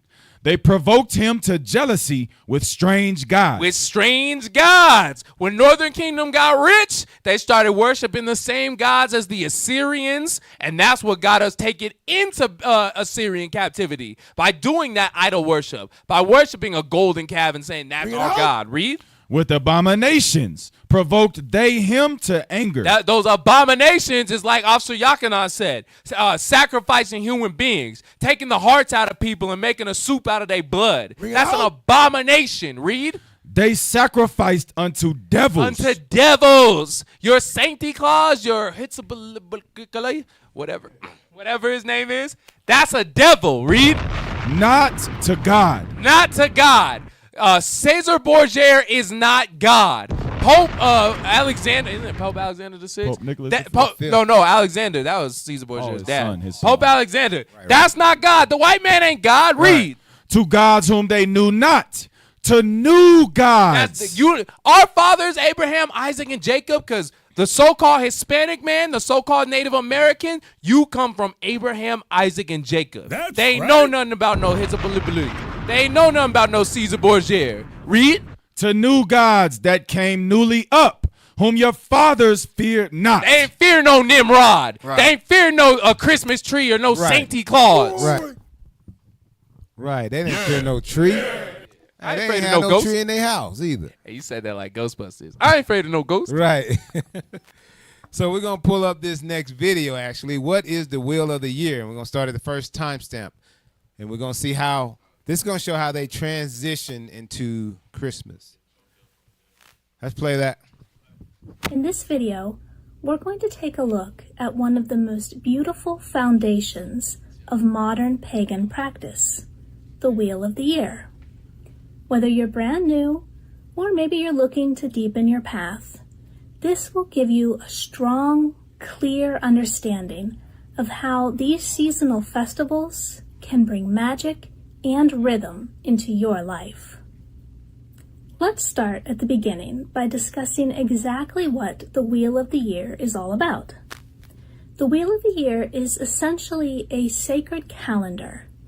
It's made up of 8 festivals known as Sabbats. So they saying the Wheel of the Year is made up of 8 festivals known as Sabbats. Where they get that from? Leviticus 23. Right. They profane everything. Everything. Come on, man. Everything. Play on. That mark the solar cycles, which are the solstices, the equinoxes, and then the midpoints between them. Together, they tell the story of the earth, the sun, and the cycles of life, death, and rebirth. Think of it like a wheel. It's always turning, always moving forward, but also always bringing us back to the rhythms of nature. Right. She's not going to say bring us back to God. Right. It's always back to nature, back to the moon. Right. Go ahead, Austin. So the sun going down, sun reemerging, coming back, the moon, lessening and coming back. All of this, right? The stars going away, reappearing, they consider it life and death. The death and then the reemerging and the life. This is crazy. Through astrology. Play it on. In the Wheel of the Year. They are Yule, Imbolc, Ostara, Beltane, Letha, Lammas or Lunasa, Mabon, and Samhain. Each one has its own unique energy, its own traditions, and its own magical themes. Together, they guide us through the story of the year, from the rebirth of the sun at Yule, to the harvest of Mabon, to the mysteries of death and renewal at Samhain. Okay, so let's go into the next timestamp. Hey, let me get a script real quick, officer. Go ahead. Get that script real quick. Deuteronomy 4. Go ahead, pull that, read that. Deuteronomy chapter 4 and verse 19. Let's go. Unless thou lift up thine eyes unto heaven, and when thou seest the sun and the moon and the stars. So God is warning us not to do these things. If you notice what this woman is saying, she's saying that these signs of heaven, the moon, the stars, the cycles of the sun and moon, there's magical themes to it. There's power. There's energy to it. The hell is this? God said do not get caught up with this stuff, because as you read down, you're going to see why she feel like this. She and her people. Read. Even all the host of heaven. The host of heaven is going into what she's talking about. The stars, moon, sun. Go ahead. Shouldest be driven to worship them. Meaning we not supposed to worship them. Come on. And serve them, which the Lord thy God hath divided unto all nations under the whole heaven. You know what that mean? That mean God ain't dealing with her. God ain't dealing with any other nation other than you blacks, Hispanics, and Native Americans. And what God did is give the signs of the sky for them to worship. Hit the bomb! But your job is to worship the God of the Bible. That's why her and her people, the nations that surround us, will always try to drive us to worship nature, worship the stars. We got the God of the Bible on our side, though. Hey, watch this. You in the spirit. Jump to verse 7 real quick, because verse 7 explains why they're so stupid. The nations are stupid. Come on. The white man's stupid. The Babylonians stupid. The Arabs stupid. The Moabites stupid. Japanese stupid. Because they worship something God didn't make to be worshipped. Right. Read verse 7. Deuteronomy chapter 4 and Read verse verse 6. Let's go. 6. Keep therefore and do them, The commandments. for this is your wisdom. Wisdom. This is intelligence. Read. and your understanding in the sight of the nations. Meaning all the other nations don't have any understanding or wisdom. They don't have intelligence. They're not smart. They're stupid. Read. Which shall hear all these statutes and say, surely this great nation is a wise and understanding people. Meaning they were supposed to see you so-called blacks, Hispanics, and Native Americans worshiping the true God and be like, hey, that's how you do it. I don't even know why I'm worshiping this tree. Yeah. That's kind of stupid. Read. For what nation is there so great who hath God so nigh unto them? Read. As the Lord our God is in all things that we call upon him for. Meaning God is only for us. And the nations would see this and know like, hey, me worshiping the sun, that's dumb. But their God is real. And I can tell by them keeping the commandments. That's so you right. so-called Hispanics and Native Americans must come back to the Bible and keep God's commandments. Stop worshiping the sun. Right. Let's get the second timestamp. Okay, let's walk through each Sabbath one by one. We begin with Yule, which occurs around December 21st in the Northern Hemisphere, or around June 21st in the Southern Hemisphere. This is the winter solstice. It's the longest night of the year, but it's also the rebirth of the sun. Yule celebrates hope, light, and the promise of returning warmth. Typical Yule traditions would include lighting candles, decorating evergreens, and honoring the cycle of death and rebirth. Does that sound familiar? Yes, many modern Christmas traditions come from these ancient celebrations of Yule. Well, there you have it. Modern Christian celebrations like Christmas comes from Yule. Bring it from out. Ancient festivities, right? Called Yule.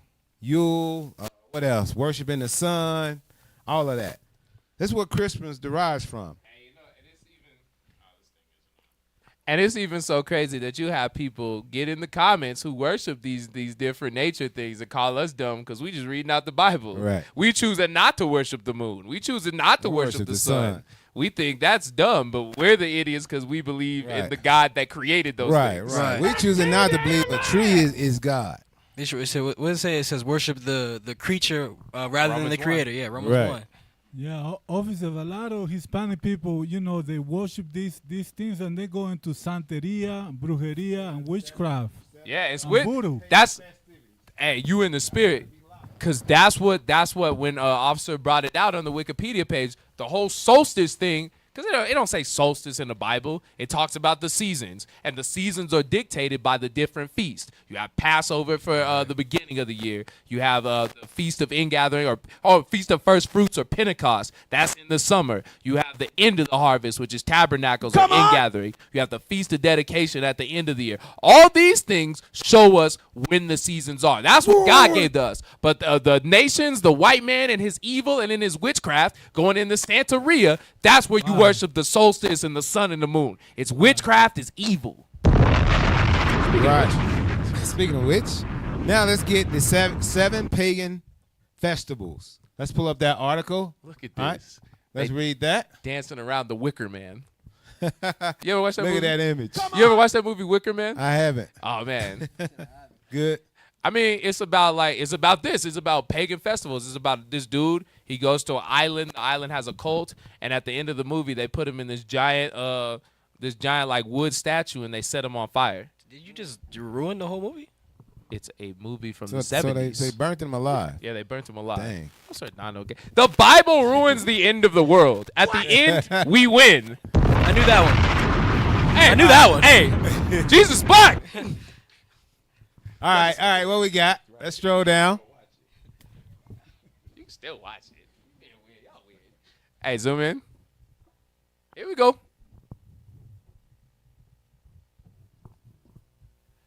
Holidays with pagan origins. Come on. Christmas, New Year's Day, Easter, the Roman version of Halloween, May 1st or Labor Day, Epiphany or Three Kings Day, St. John's Eve. Hey, officer, I got something on that. Like, they say the Three Kings Day, not What the is that? so-called Latinos. What is that? It means the Los Reyes Magos. That means they celebrated January 8th. So after Christmas, they, especially so-called Mexicans, but you guys are the tribe of Issachar, you guys celebrate El Dia de los Magos, which is they talk about those three kings that supposedly came and bring gift to baby white Jesus, Dang. So, yes. Yeah, no, well, then you got to, again, just like Officer Adon did with the birth of Christ, you then have to go into the Bible and show us where it says three kings or three wise men did anything. You have to show us that in the scriptures. Spoiler alert. Not biblical. It's not there. It's not in there. Yeah. Exactly. All right.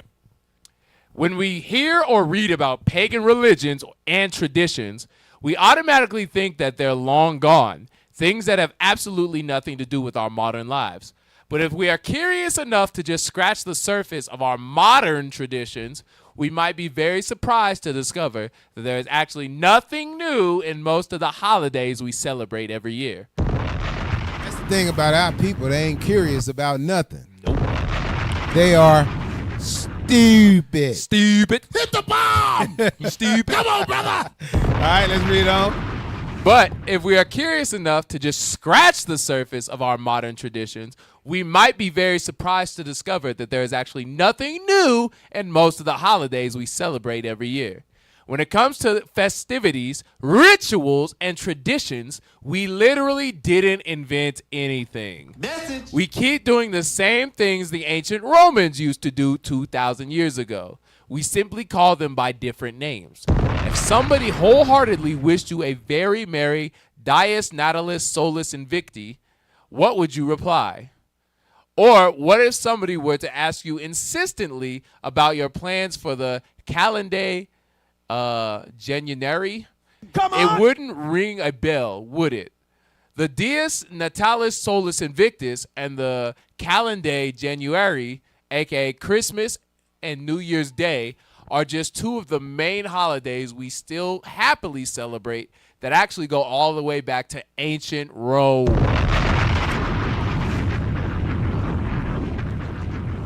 Esau is vile, yo. Why? Why did you Look at Why? the images. just naked? Where are y'all Orgies. clothes Why at? you went back? Why? with babies. Because that, crazy. hey, also, that's what it is. Dang. Orgies with babies. Orgies with babies. All Rome was, gracious. Rome was just an empire of Epsteins. Damn. Wow. Right. Hey, right. you know how we mentioned Call them Romans? angels. Damn. How we mentioned Forget. Romans 1 in chapter 1 talking about how we serve the creature more than the creator. When you kept reading down, it started getting into some homosexuality. Can we read it? Yeah, let's read it. Let's read it. The book of Romans, chapter 1 and verse 25. Verse Bring it out. 25. Who changed the truth of God into a lie? The so-called white man have been changing the truth of God into a lie, talking about how Christmas is the birth of Jesus Christ when it wasn't. Go ahead. And worshipped and served the creature more than the creator. Meaning they celebrate or worship nature and make nature God when God created nature. Go ahead. Who is blessed forever. Amen. Jump to 26. For this cause, God gave them up unto vile affection. Nasty affection. So people who serve nature, go ahead. For even their women did change the natural use into that which is against nature. Hey, Hasadiah, what's the woman's natural use? Have babies. Huh. So if it's changing against that, what does it mean they're doing?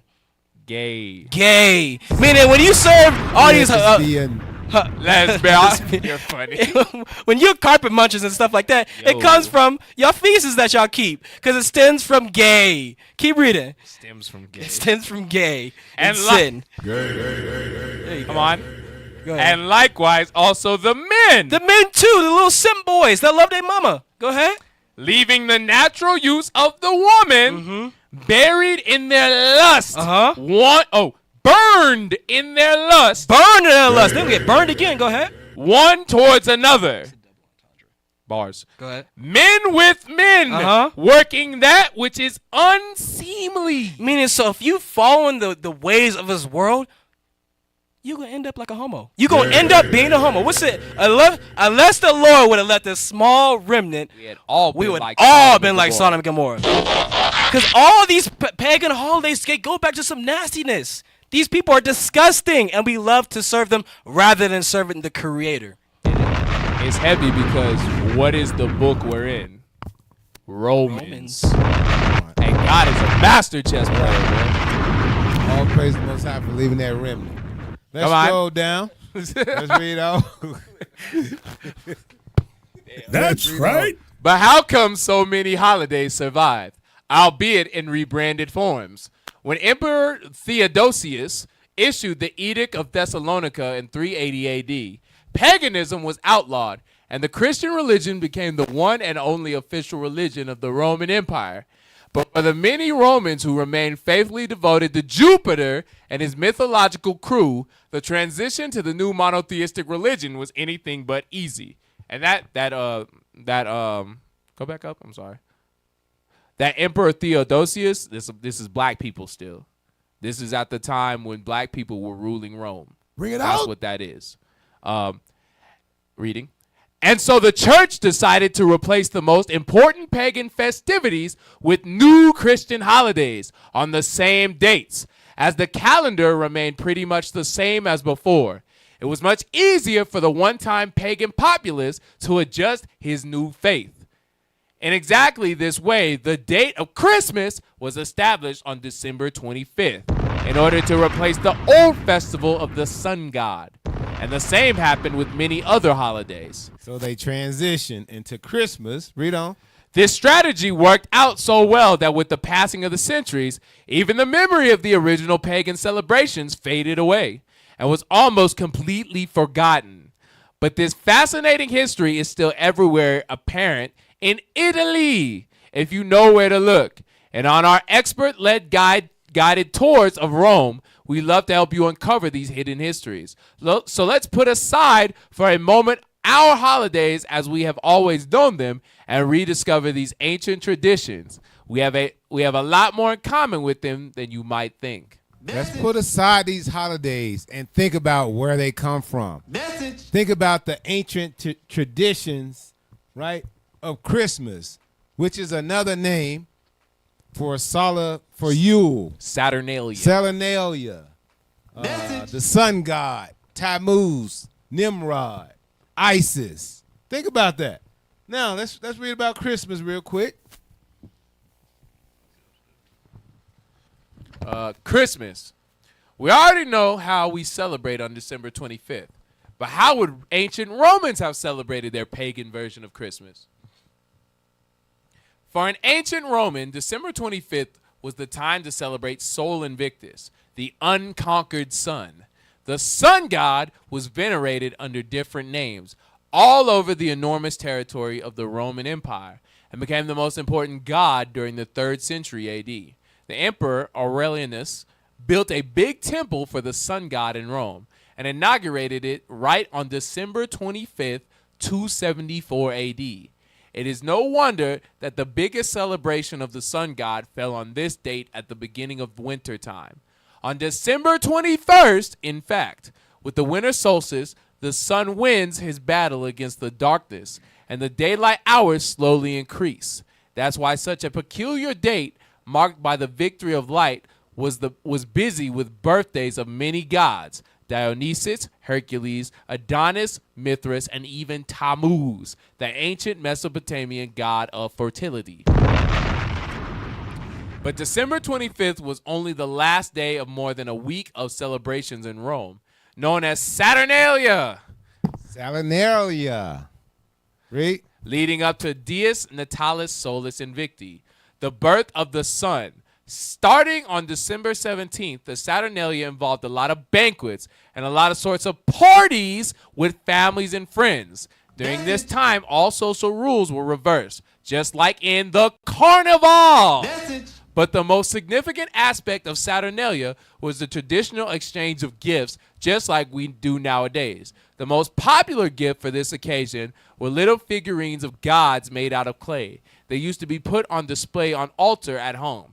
This might be at the origin of the Italian tradition of the nativity. That's all we want. Hey, officer, they played us. Yeah. They didn't. Okay. Go ahead, but say what you was gonna say. Well, just when it talks about the Italian tradition of the nativity, that's going into like if you ever go into people, or if you ever drive by like them churches and they got like the white baby Jesus with the white Mary and the white Joseph out on the lawn and the manger and stuff, that's what that's going into. So it's again going into the idols they used to make. But when it says involved a lot of banquets and all sorts of parties, and during this time all social rules were reversed, it's going into some freaky, weird white people stuff. We're going to get into that. Okay, come on. Yep. Right. It is going into that. They try to play it down, but we got a clip where this pastor really gets into it. Is he a 69 God? Is that what it is? Freaky. No, I don't know this pastor's name, but we're gonna get into it. Let's make sure that next video is queued up. But what you got? Officer, where it say natividad, right? That la Navidad is in Spanish, so it comes from the same word, like you say. And then you go to any, Mexican, you guys from the tribe of Issachar restaurant, you're always gonna see on this time you're gonna see white baby Jesus.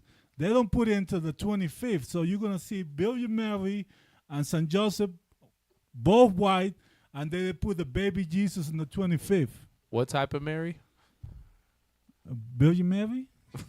The Virgin Mary. We got you. Okay. That's right. Hey, let's bring up the next video. Virgin. The history of the Roman festival of Saturnalia.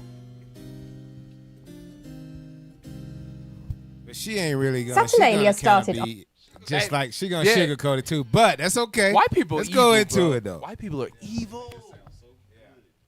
On the 17th of December and ran for anything between 3 and 7 days afterwards, depending on what time period it was, because under different emperors it ran for different periods of time. It was a celebratory festival, a party festival, very much like Christmas. The poet Catullus called it the best of days. The somewhat less cheerful Seneca the Younger described it as a time when the whole mob has let itself go in pleasures. The festival opened with sacrifices. You gotta read through the lines. Yeah, it's right there. Let themselves go in pleasures. Yeah. Forget. It's there. All right, play on. Temple of Saturn in the city of Rome. But most of the festival was celebrated within people's homes and households, and that allowed it to spread far beyond the city of Rome itself. Ancient Roman festivals varied. Some of them were very specific to the city, to a certain place, to a certain group of people. Others were celebrated by everyone, or at least they could be celebrated by anyone, anywhere in the Roman world. And Saturnalia was one of those, because most of it took place within the home. At the height of the Roman Empire, it had spread at least as far as Athens in Greece and Fayum in Egypt. Houses were decorated with greenery and extra lights. People gave each other presents, particularly wax candles and little poems. There would be feasts and parties. Piglets were sacrificed to Saturn, and there was general feasting and drinking. On the last day of the festival, a fair was held called Sigillaria, where people would exchange little pottery figurines called sigilla as gifts. They would also sell small items and give money to their dependents. The festival was dedicated to the god Saturn, who... Right, to the god Saturn. So let's get the next timestamp. Saturn or Satan. Right. The black cube god. That's what Saturn is going into. Or Santa. Santa. Oh, damn. Santa is Saturn. Let's pull up the next one.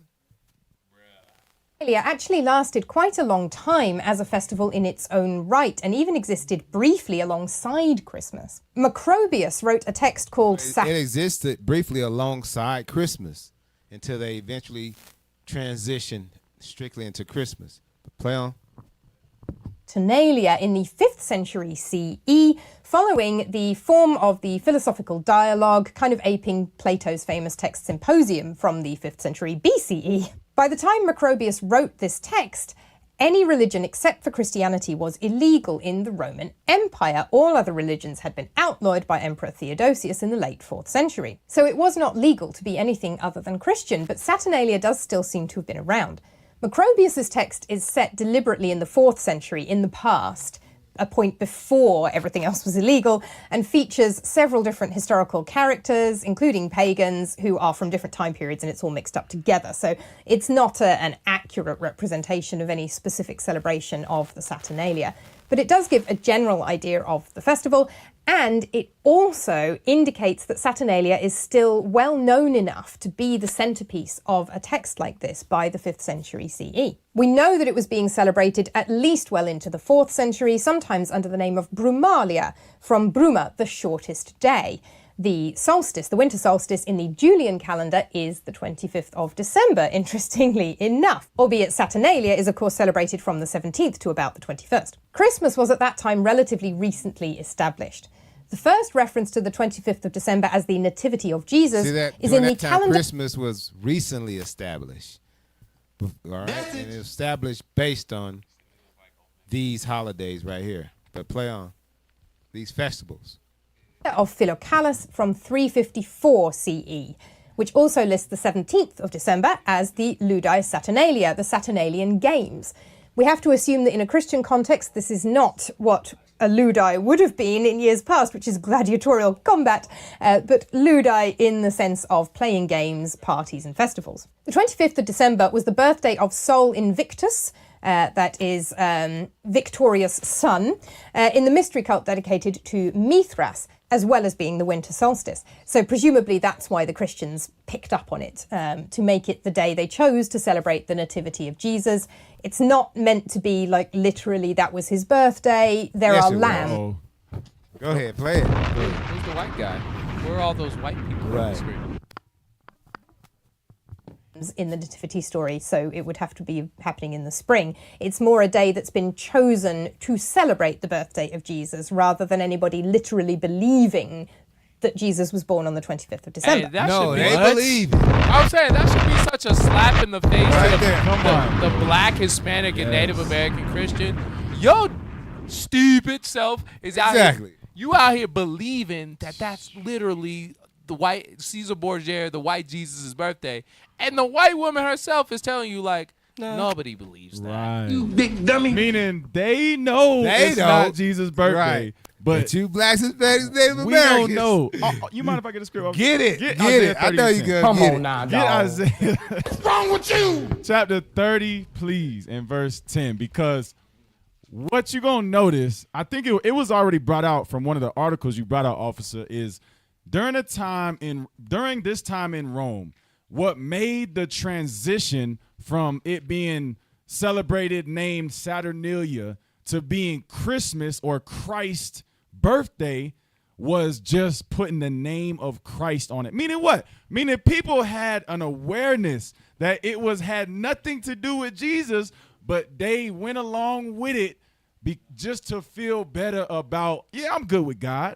You put Jesus' name on it, and I'll do it so I can feel better about what I'm doing. Read that. And officer, don't forget that these are black people. Black Christians. Black Christians in Rome. Right. The book of Isaiah, chapter 30 and verse 10. And still to this day, this is how we operate. Read that.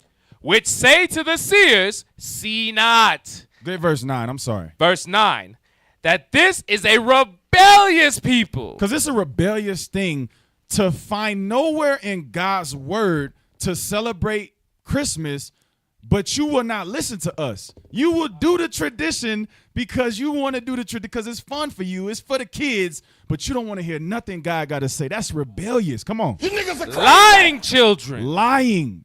Come on. Children that will not hear the law of the Lord. Because our people don't want to hear God's correction. Our people don't want to hear Christ is Christmas is pagan. Christmas is of the devil. Christmas is against God. They don't want to hear that. Come on. Which say to the seers, see not. They don't want the prophets to see their sin. They don't want us pointing out what they're doing wrong. They want to be comfortable in the life they live in. Come on. Message. And to the prophets, prophesy not. prophesy not unto us right things. That's what they say. Don't tell me if I keep celebrating Christmas, I'm going to die. Don't tell me Christmas is really dealing with Talmuds and sun worship. Don't tell me that Christ wasn't born on this day. Right. That Christ ain't white. This is a family tradition. I don't want to hear that. It's for the kids. It's for the kids. My kids love this. Read. Speak unto us smooth things. What do the black Christians say? Speak unto us smooth things. What do the Latino Christians and Catholics say? Speak unto us smooth things. Tell us it's all about Jesus. Right. Just tell us it's about Jesus and that nothing's wrong with it. Come on. Prophesy deceit. That's what our people do. We have to stop thinking like this, because just in this time, how people knew it was wrong, and they still was like, we'll do Saturnalia. We just put Christ's name on it.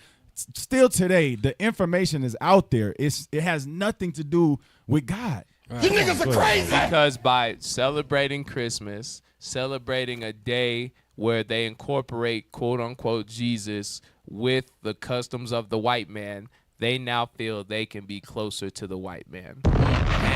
She is their God. She is their God. All right, let's finish that off. They're zaddy, they're white zaddy.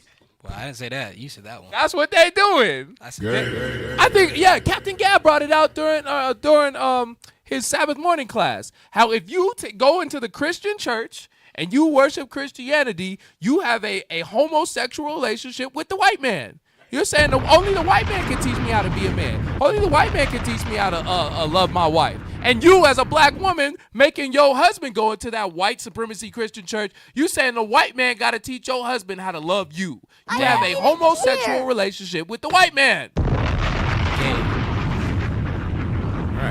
All right, let's play on. 448, a church calendar put together by Polemius Silvius listed the 17th of December as Feriae Servorum, or Servorum, the festival of the slaves. So clearly Saturnalia is associated with that idea of slaves having a holiday, maybe masters waiting on slaves, and freedom and liberation. Hold on, what? No, play that again, please. What did she just say? Maybe we're tripping. Maybe we're dumb. Maybe we're the stupid ones. It's because she say it with a smile. Come on. It's so smooth It's so coming easy out. for So her to our say people it. be like, oh, we just go to sleep. We go right to sleep. We don't really hear what she's saying. The bishop's been saying this for 30 years. Well, maybe you'll believe it when Miss Ann or Miss Laura say it. Replay it again. December as Feriae Servorum, or Servorum, the festival of the slaves. So clearly Saturnalia is associated with that idea of slaves having a holiday, maybe masters waiting on slaves, and freedom and liberation. For one day only, of course. In 568... So Christianity... That's crazy, bro. Christmas one day is a day where you can... and they know what to do? That's what they say about Thanksgiving and Christmas. Right. It's a day where I can get with my family. Right. Why? Because all the rest of the days of the year, You a your slave. black brown butt is working. Exactly, and it says that. You're right. Christmas is a slave holiday. Bro, she said that with just a straight smile and just... Y'all slaves. And we love it too. We be like, yes, boss, thank you for that Christmas bonus. Thank you for that Christmas ham. I'm finna go give my little boy a gift. Just smoke crack. Exactly. That's why they give you Sunday off. Sunday, Sun worship. Northern Kingdom, they don't want to work on Sundays. They're like, no, Sunday is a holiday. But no, it's the Sunday, Sabbath. the white man said, I don't have to work. But they'll defile a Sabbath. Yeah, they go double They- time on Yeah, Sabbath. yeah, they work double that day. All right, let's finish that one off. The Council of Tours declared that the whole period of 12 days between the Nativity and the Epiphany formed one festal cycle. So basically what it looks like happened is over the course of the late 4th and early 5th century, Saturnalia slowly got eroded because there was more and more celebration of Christmas, of Epiphany, and of the entire period between them. And once you've got the 12 days of Christmas running from the 25th of December through to 12th night on the 5th of January and then Epiphany on the 6th, You don't really need another festival that's taking place from the 17th to the 21st of December or thereabouts. So Saturnalia eventually disappeared and its customs got absorbed into Christmas. And quite a few of those customs did. We've got the greenery, the extra lights, Right the there, we feasting good. in general, giving. Everything absorbed into Christmas. Right? What did that time? That's the end of that time stamp? Right? Everything absorbed into Christmas. Now, let's play this other video here. That's crazy. Let's go. He gonna break down Saturnalia for you, how it's supposed to be. Let's play this next video. This is Make It Plain. Play that. We have friends who do not celebrate Christmas because they say December 25th is really a pagan holiday. While I agree that Jesus may not have been born on December 25th, he certainly was born as described in the Bible. How do I respond to them? Well, in a sense, tell them they're right.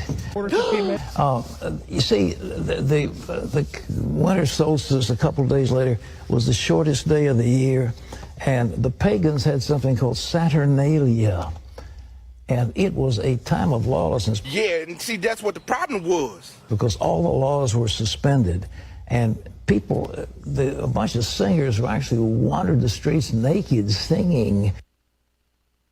And then they had orgies, sexual orgies. It was a mass thing. Well, when the Catholic Church came along in Italy, the Romans and others didn't want to give up their holidays, so they said, okay, we'll Christianize it. I knew something was wrong.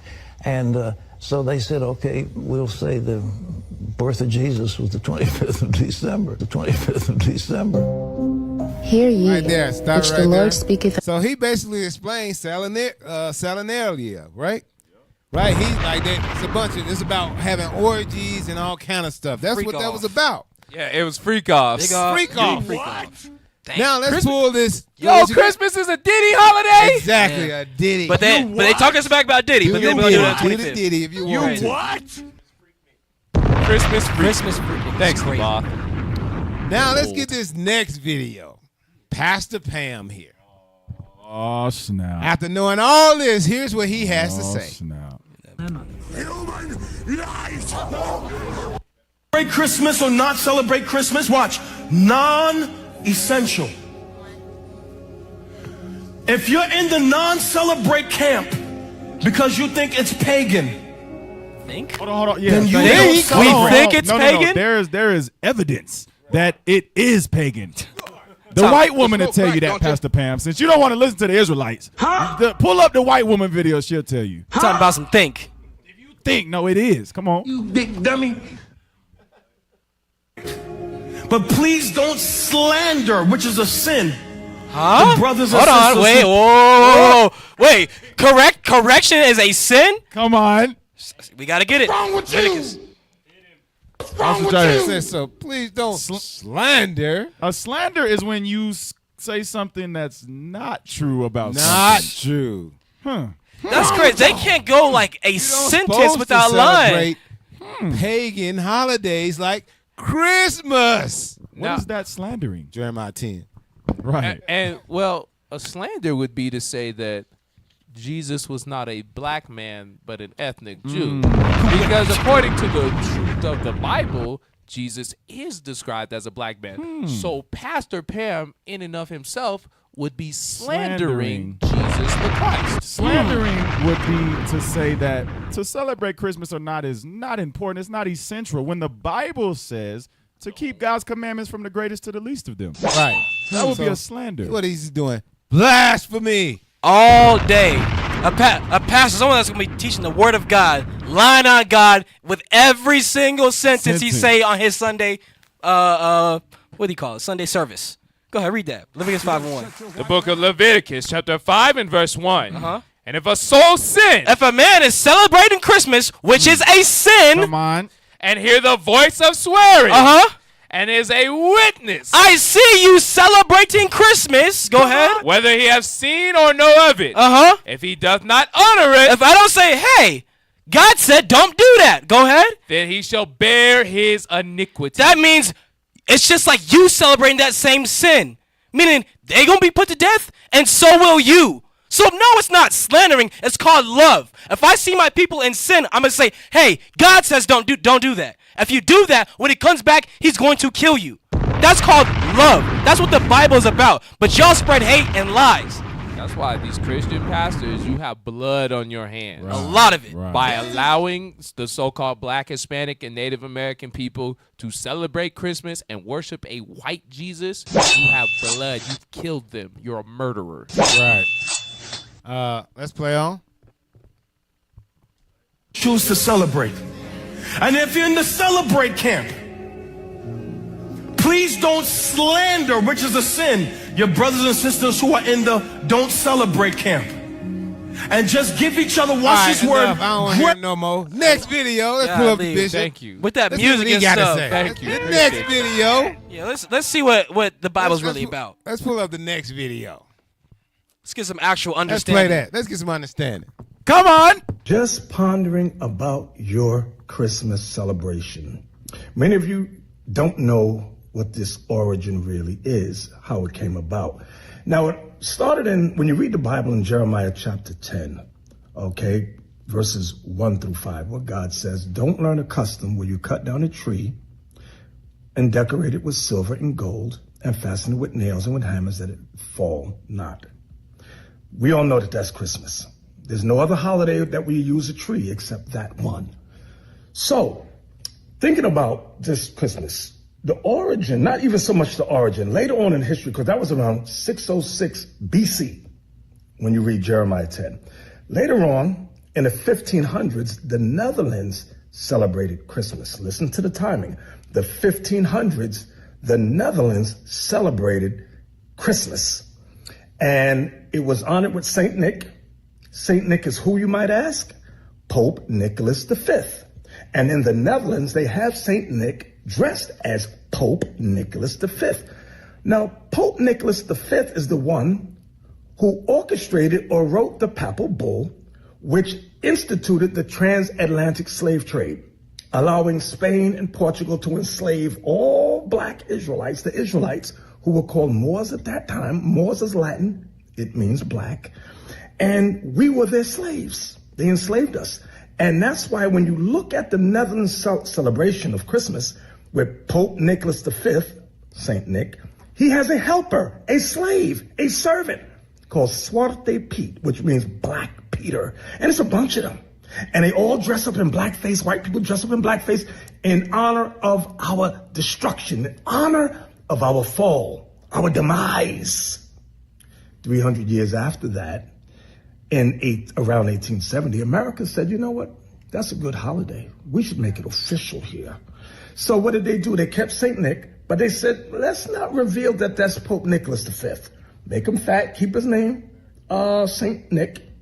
And his helper should not be Zwarte Piet, Black Peter. They're going to tie it in, but that's their slavery. I know. Let's make those black Moors, the Zwarte Piets, into elves. Santa's little helpers. That's right.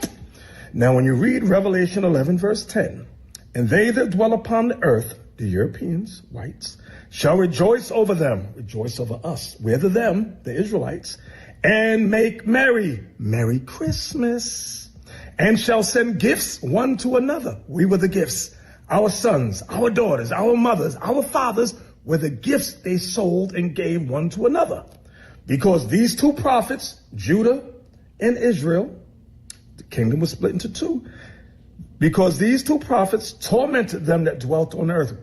During the times of the kings and the chronicles, when you read in the Bible, yeah, we tormented the nations in righteousness to keep the commandments, to keep God's laws. During the Dark Ages, we forced Europeans into the caves of the Caucasus Mountains. Yes, we did. But I know many of you black Christians, you're still going to reject that, but that's okay. Do the research. Check the Netherlands out. Check out the history of Christmas in the Netherlands. You'll find out. So that with that, my black brothers and sisters in Christianity, I have just one thing to say to you all. Merry Christmas, you dumb niggas.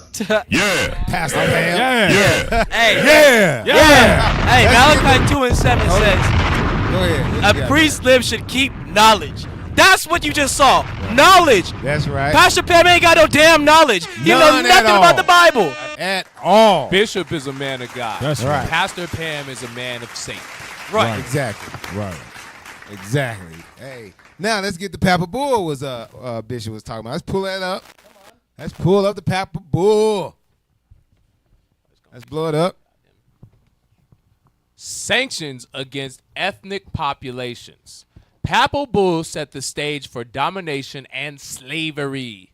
A papal bull is a type of public decree, letters, patent, and or charter issued by a pope of the Catholic Church. Bull from bulla or seal, sanctioned by the popes who wrote one papal bull decree after another that gave instruction and latitude to ferret out heresy.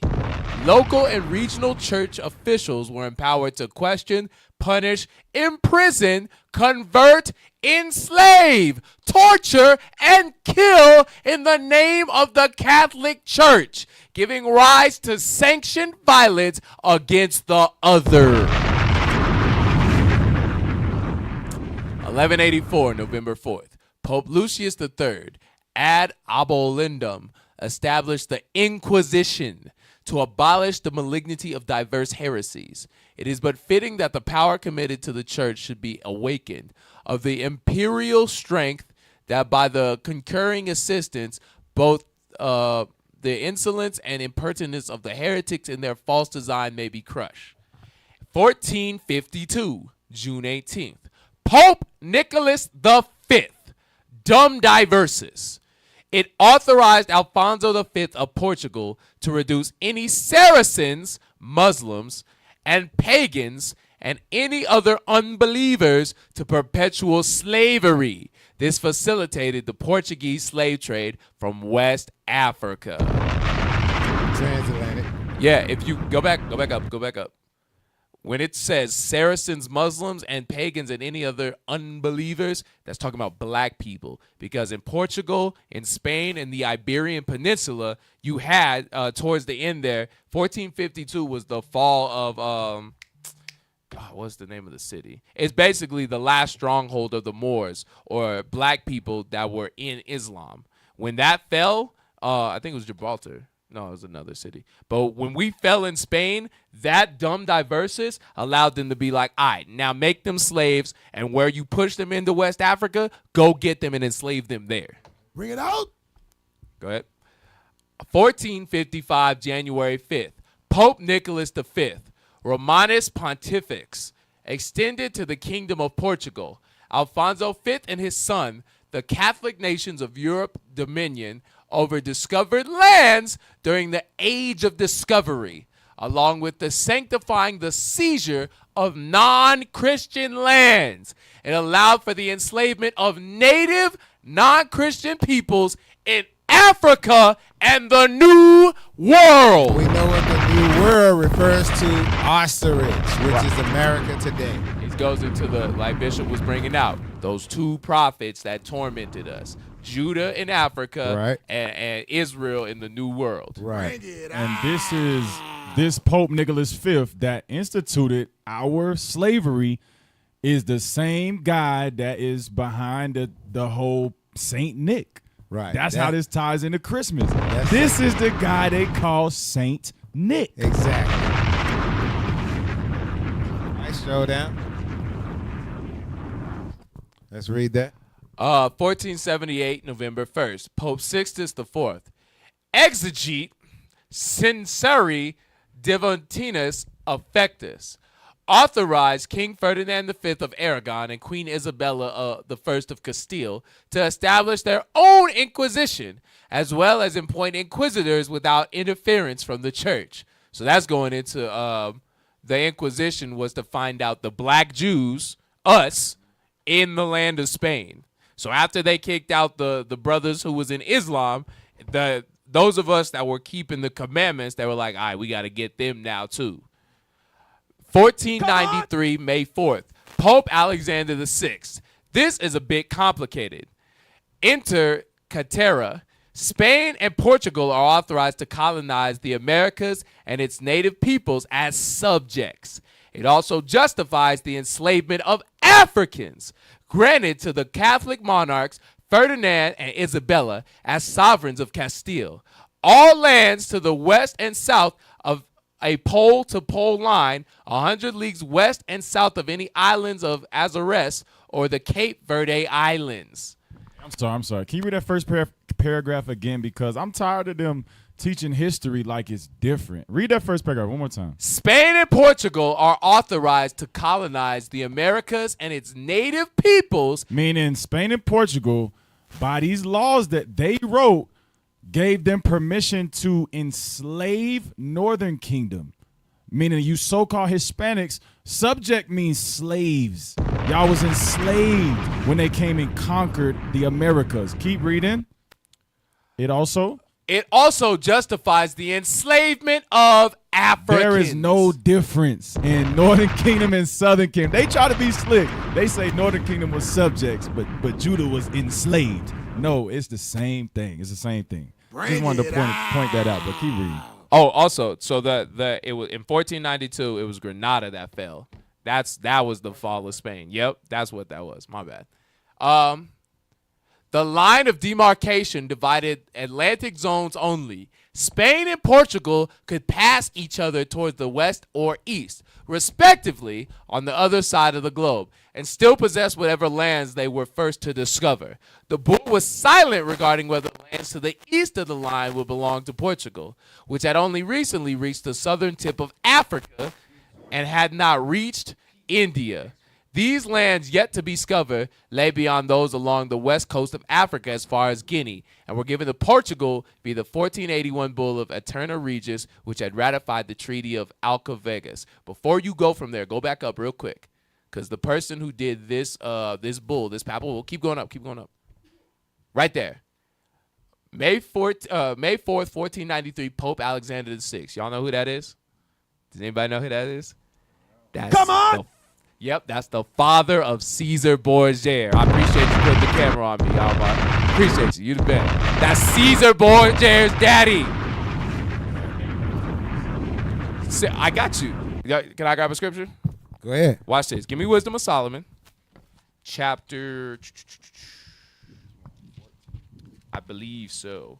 So Caesar Borgia is the image that we, and by we I mean you so-called blacks, Hispanics, and Native Americans, ignorantly called Jesus the Christ. Bring it out. That's that white guy that you think was born on December 25th. It goes with everything that Officer Adon's been bringing out in the class about Tammuz and Nimrod. Watch this.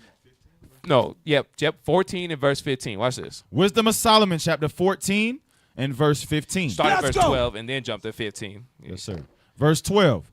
For the devising of idols was the beginning of spiritual fornication. That's why when we brought out earlier about you being in Christianity, you are in a homosexual relationship with your oppressor. It's the same thing. That's that spiritual fornication. Read. And the invention of them, the corruption of life. Because through that idolatry, you're dying. That's what Christmas is, a slave holiday. Verse 15.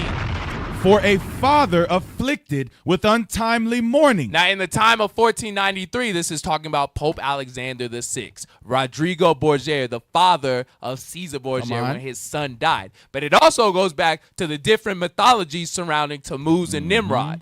It's doing the same thing. The same thing that Nimrod, Tammuz, and Semiramis did back then is the same thing that in the 1400s during the Renaissance, Pope Alexander VI and the white man did. Read. For a father afflicted with untimely mourning, when he hath made an image of his child, soon taken away. Because Caesar Borgia died. He died of syphilis in the streets. Read.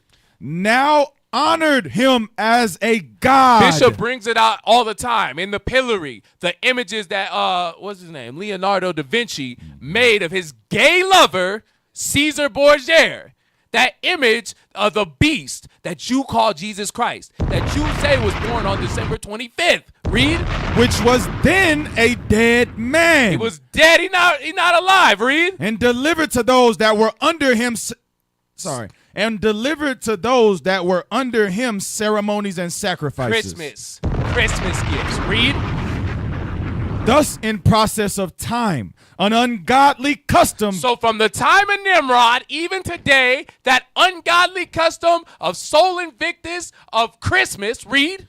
Grown strong. Now it's strong in the earth. And even Muslims and Buddhists and Amalek celebrate Christmas. Hit the bomb! Read. Was kept as a law. As a law. They made it a law. They combined Sol Invictus with quote unquote Jesus and made it a law to the point now it's a federal holiday. It's the only day that the slaves have off. Read. And graven images were worshipped by the commandments of kings. And you worship that white Jesus by Donald Trump. Donald Trump said that you worship white Jesus. Hey, I will vote for Donald Trump. That's real heavy you say, because you say Portugal, right? Portugal came to Brazil. Mm-hmm. And in Brazil, in Rio de Janeiro, they have a big statue of white Jesus. Damn. Where they brought all our brothers. They're from the tribe of Asher, by the way. That's heavy, bro. Right? That's that custom. But we there now.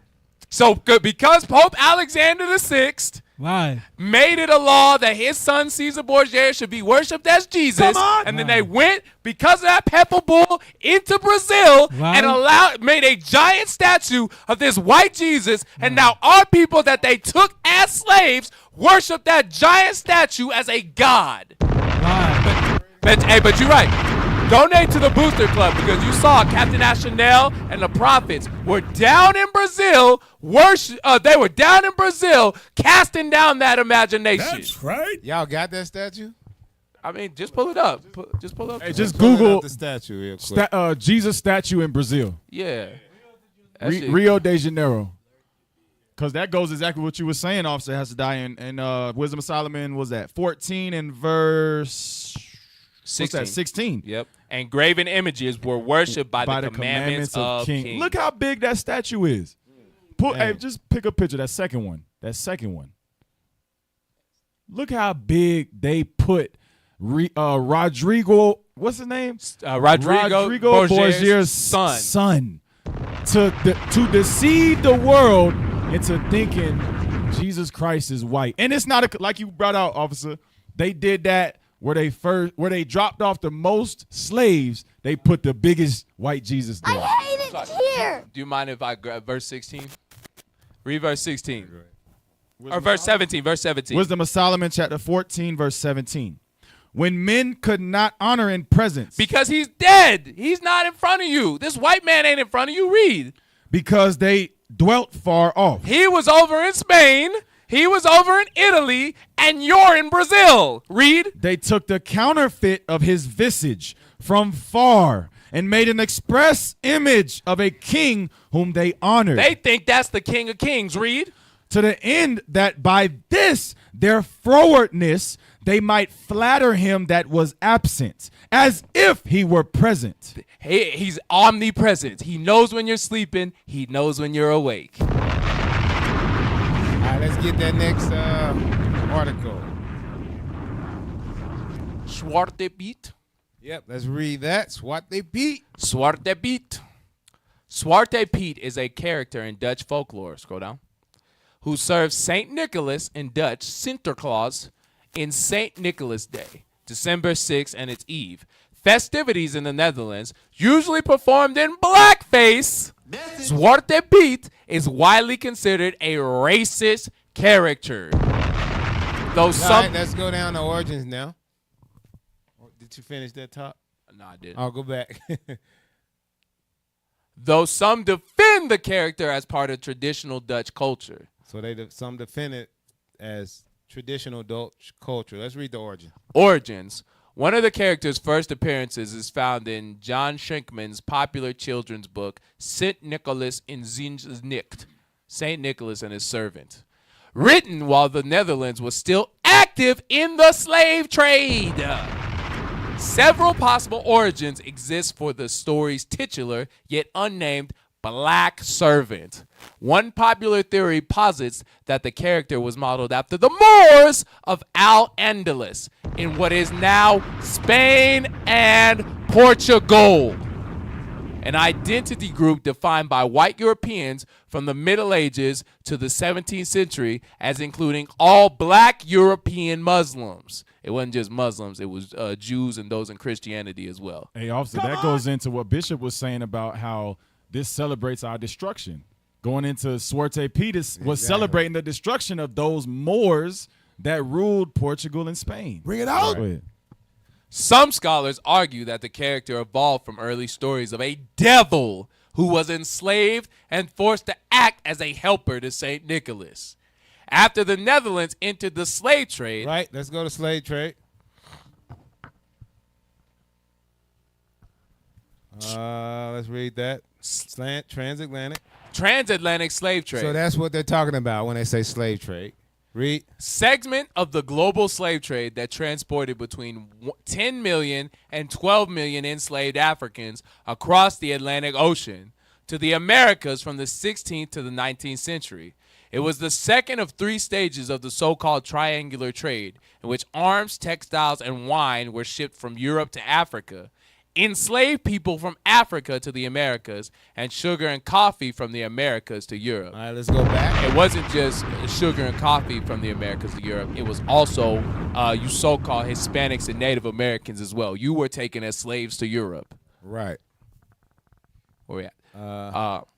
After the Netherlands entered the slave trade, the blackness of evil of the devil may have been transmuted to his skin color. Still others believe that the character is based on an enslaved Ethiopian man liberated by St. Nicholas, who was subsequently depicted as a Moor. Go down, show down. Read. Following Shankman's story, the character of a black servant continued to appear in Dutch folklore surrounding St. Nicholas. The name Zwarte Piet appeared in print for the first time in 1891 in Lena's children's book, Het Feest van Sint Nicholas, St. Nicholas's Party. The character's story began to solidify St. Nicholas evaluated children's behavior, similar to the naughty or nice list seen in Santa Claus. All right, let's look at Santa Claus. Click that. Show down. Read that. Santa Claus, legendary figure who is the traditional patron of Christmas in the United States and other countries, bringing gifts to children. His popular image is based on traditions associated with St. Nicholas. So Santa Claus is associated with St. Nicholas V. Read. A 4th century Christian saint who is typically depicted in red bishop's robes. The Dutch are credited with transporting the legend of St. Nicholas, Sinterklaas, to New Amsterdam or New York City, along with the custom of giving gifts and sweets to children on his feast day, December 6th. St. Nicholas Day. Father Christmas fills the role in many European countries. All right, that's all we want there. He said they brought that to New York City, the seat of the devil, the seat of Satan. Now, give gifts. Let's see who the gifts were. Let's pull up that next, let's pull up that picture. Well, actually, click on that link. Click on that link. Nope, yeah, you see where the little white girl's on the black girl's back? Let's pull that up. We want the Instagram link. Yeah, you should be able to click on the link I sent you. Yes, I want the link. It's an Instagram link. You have to go back to what I sent. Is that it? Enslaved children? Blow that up. Enslaved children weren't simply laborers. They were gifts. Human offerings were handed to young white boys and girls as birthday or wedding gifts. Also, Christmas gifts, which they want to leave out. Read. Most were between the ages of 5 and 14, torn from their mothers. They were forced into back-breaking work well beyond their years. Not just servants, but also human toys. Their every moment was watched. Every mistake met with violence. Crying wasn't allowed. Flinching could earn a beating. Silence was a survival. Some were whipped by adult slave owners, others by white children who owned them. They were taught that dominance was a birthright. At night, enslaved children didn't return to warmth or comfort.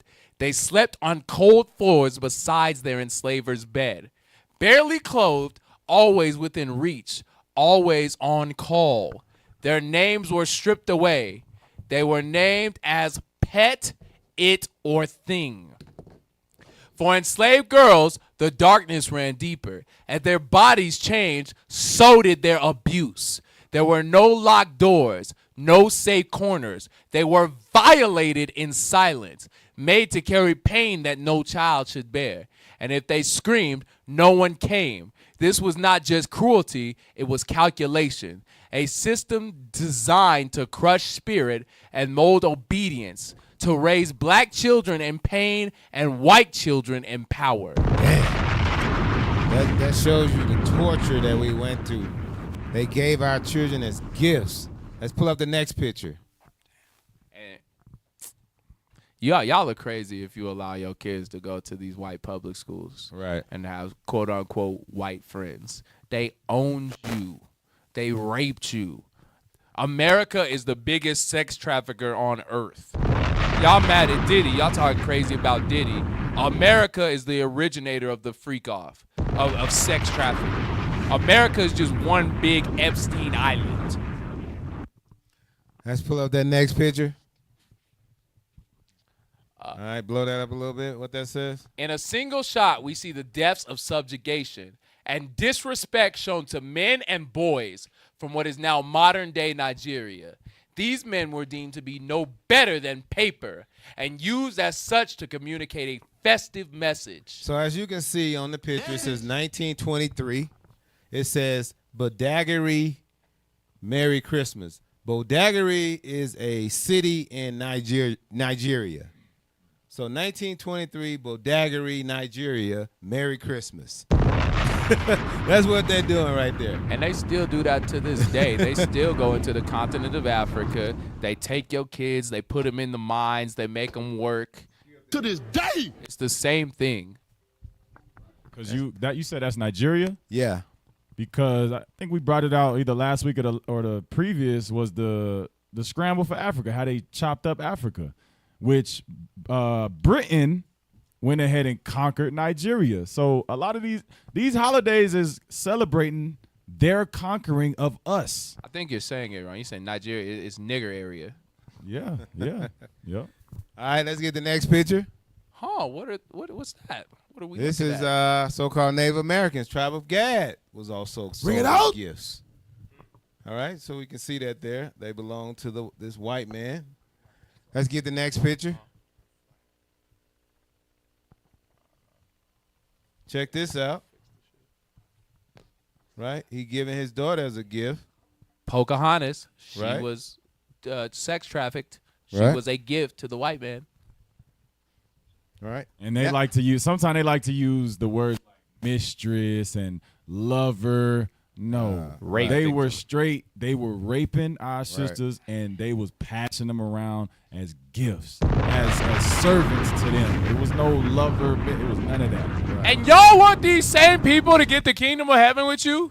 You want the man that raped your daughter, sold your son as a gift, had his son ride her around on your son's back like you a pony? still want to celebrate their holidays, right? Crazy. Their holidays. You want to put the custom of their trees in your house. I hate it. You want to have the white man hanging on your wall. Saint Nicholas V, Caesar Borgia, Saint Nicholas VI. That's a Caesar fetish. Borgia's father. That's a fetish. Yeah, You have a something sick wrong with fetish. you. You like to be abused. Damn. Why officer? They did that on the boarding schools. Yeah. Like in Canada, they found a whole bunch of dead children on the basement after there was abuse and all that. Like you say, officer, you know. Hey, they doing it in the ICE detention centers like we went over a couple weeks ago. Right. Even the whole sitting on Santa lap, even that whole dynamic is pedophile, but it symbolizes that power structure. You know, mothers is letting they young black sons. They submit to letting their sons and daughters sit in this white man lap. Right. I'd be damned if I let my Without kids anything some but white man. right.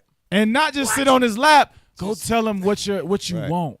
Just feel free, like right. Like they don't feel free with no other race, no black man or nothing. But this white man, complete stranger. He's innocent. Ain't gonna do nothing to my. That's that. To your point, that's that Epstein stuff. Yes. Right. Let me sit in my lap. Let me abuse you, and I'll give you whatever you want. Ain't that what Epstein was doing? Ain't that what Weinstein was doing? Ain't that what them rich Amalekite elites do? Dang. Hey, let's pull up this last article, right? Let's pull up this last article. Now, so-called Mexican, which is Issachar, was given his gifts as well. Let's read the top, what it says. La Malinche. How you say it, Yakinan? La Malinche. La Malinche. From gift to sexual contract. In his essay, The Labyrinth of Solitude, published in 1950, when post-revolutionary Mexican nationalism was at its height, Octavio Paz commented on the strange persistence of Cortez and his mistress and interpreter, La Malinche. Cortez first encountered her when she was given to him by one of the chiefs of Tabasco as a gift along with 19 other women. So we just want to show you in this article that so-called Mexicans was given as gifts as well. Bring it out. We all were given as gifts. Bring it out to these people. And you know it's crazy when they talk about Cortez and the conquistador. Right. Then Spanish conquistadors were evil as hell. Right. So when it says gift and guide, you know he was raping her. Right. And he passed her on, if you keep reading, to somebody else. Yep. Epstein Island. and what was happening? That he was raping her and them 19 other women, but also he used them to infiltrate and bring down different tribes throughout the Aztec Empire. Right, because she was bilingual. Right. So that's why I said she was an interpreter. Basically, she was informant. She was an informant, as well as a bed wench. That's Stockholm syndrome. And you so-called Latinas, you so-called Hispanic and Native American women want to marry a white man and have his kids. This is the evil stuff that he was doing to you. Right. Right, That's how he bring down Montezuma II. That's how he bring down from the Malinche. The Malinche helped him to interpret them, and then thinking that the white man was a friendly man, but he went and conquered you guys so-called Hispanics. And even because he didn't just come in and conquer Tenochtitlan. He took this because all the surrounding tribes were sick and tired of the Aztecs. You had Mexicans before they was Mexicans. Like you said, like the article said, they gave their daughters to them. They joined forces to try to defeat the Aztecs, their own brothers. All right, let's get that last video. Pull it up. You know, I was just thinking about God's high holy days. The vast majority of them, like Passover, Feast of Unleavened Bread, memorial blowing of trumpets, tabernacles, what else is there? Feast of Dedication in John 10:22, Purim. These are holidays of liberation, holidays of redemption, holidays of deliverance from oppression, deliverance from captivity. Why don't black Christians want to celebrate that? But instead, they will celebrate something like Thanksgiving, which is the destruction of the Native American Indians, the tribe of Gad and Reuben. They will celebrate Christmas, which is the destruction of our people. Go check out Amsterdam and Netherlands with Pope Nicholas and Zwarte Piet, Black Pete, which is the white man enslaving black people. Ho, ho, ho, Negroes. Hey, in case you think I made it up, I'm going to show you. In the book of Revelation, watch this. 10. And they that dwell upon the earth shall rejoice over them, rejoice over the two kingdoms, and make merry Christmas, and shall send gifts one to another. In case you don't know history, December 25th, we were the gifts to the white men. They gave our sons, our daughters to their fellow Europeans. We were the gifts. So it says, shall send gifts one to another, because these two prophets, Judah and Israel, tormented them that dwelt on the earth. It's time for us to rethink the days we celebrate. This is why a lot of nations don't take black people seriously. You're against oppression, but yet you will celebrate oppressive holidays that destroy our people. Think about it. Yeah. Pastor Dyer? All praises. So if you don't want to celebrate Christmas and be a slave, celebrate a slave holiday, we have a school, 9034 East Easter Place here in Centennial, Colorado. Or you can visit israelunite.org, find a school near you. Also, subscribe to IUIC TV, teach classes 3 times a day, 7 days a week, for free. That's right. Ain't nobody charge you, for free. Also, here we go, where we at? Boom! Donate to the Booster Club, right? Continue to send the prophets all around the world to wake up the 12 tribes of Israel. Get that commercial. Pull it up.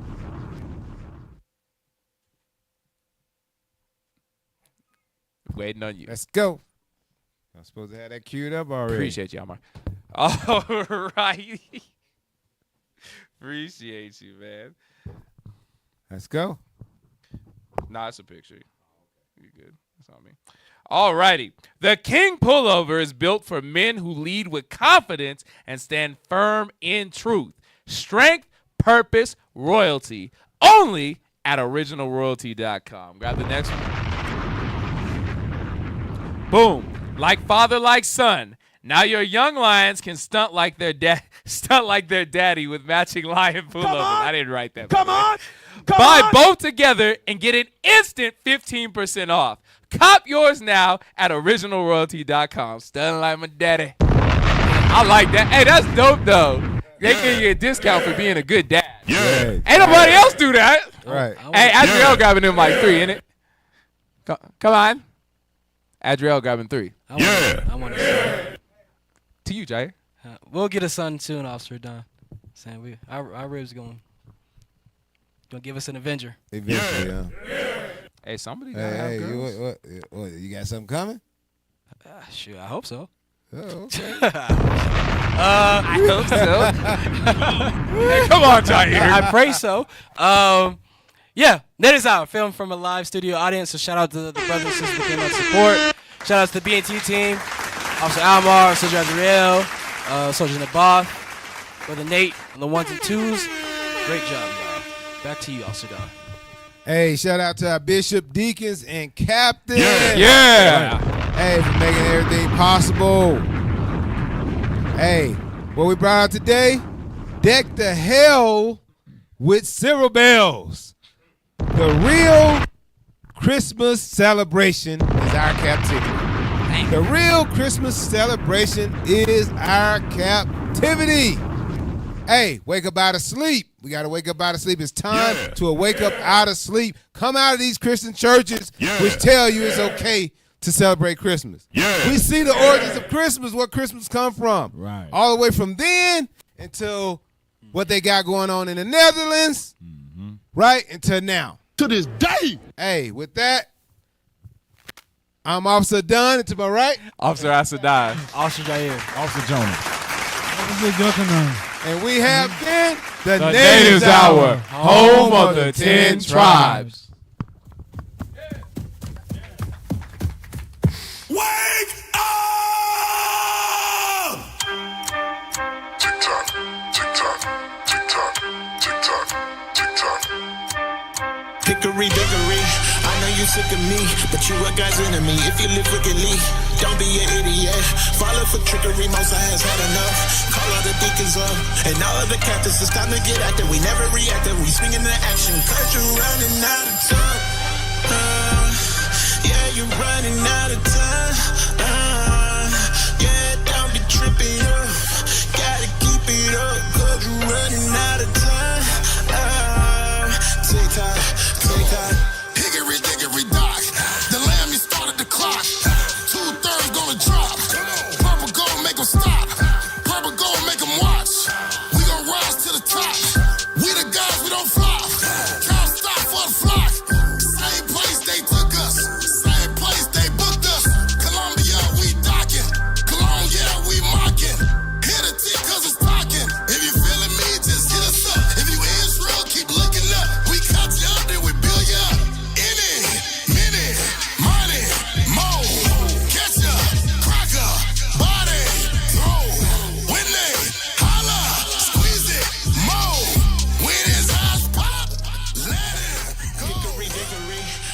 sick of me, but you a God's enemy if you live wickedly.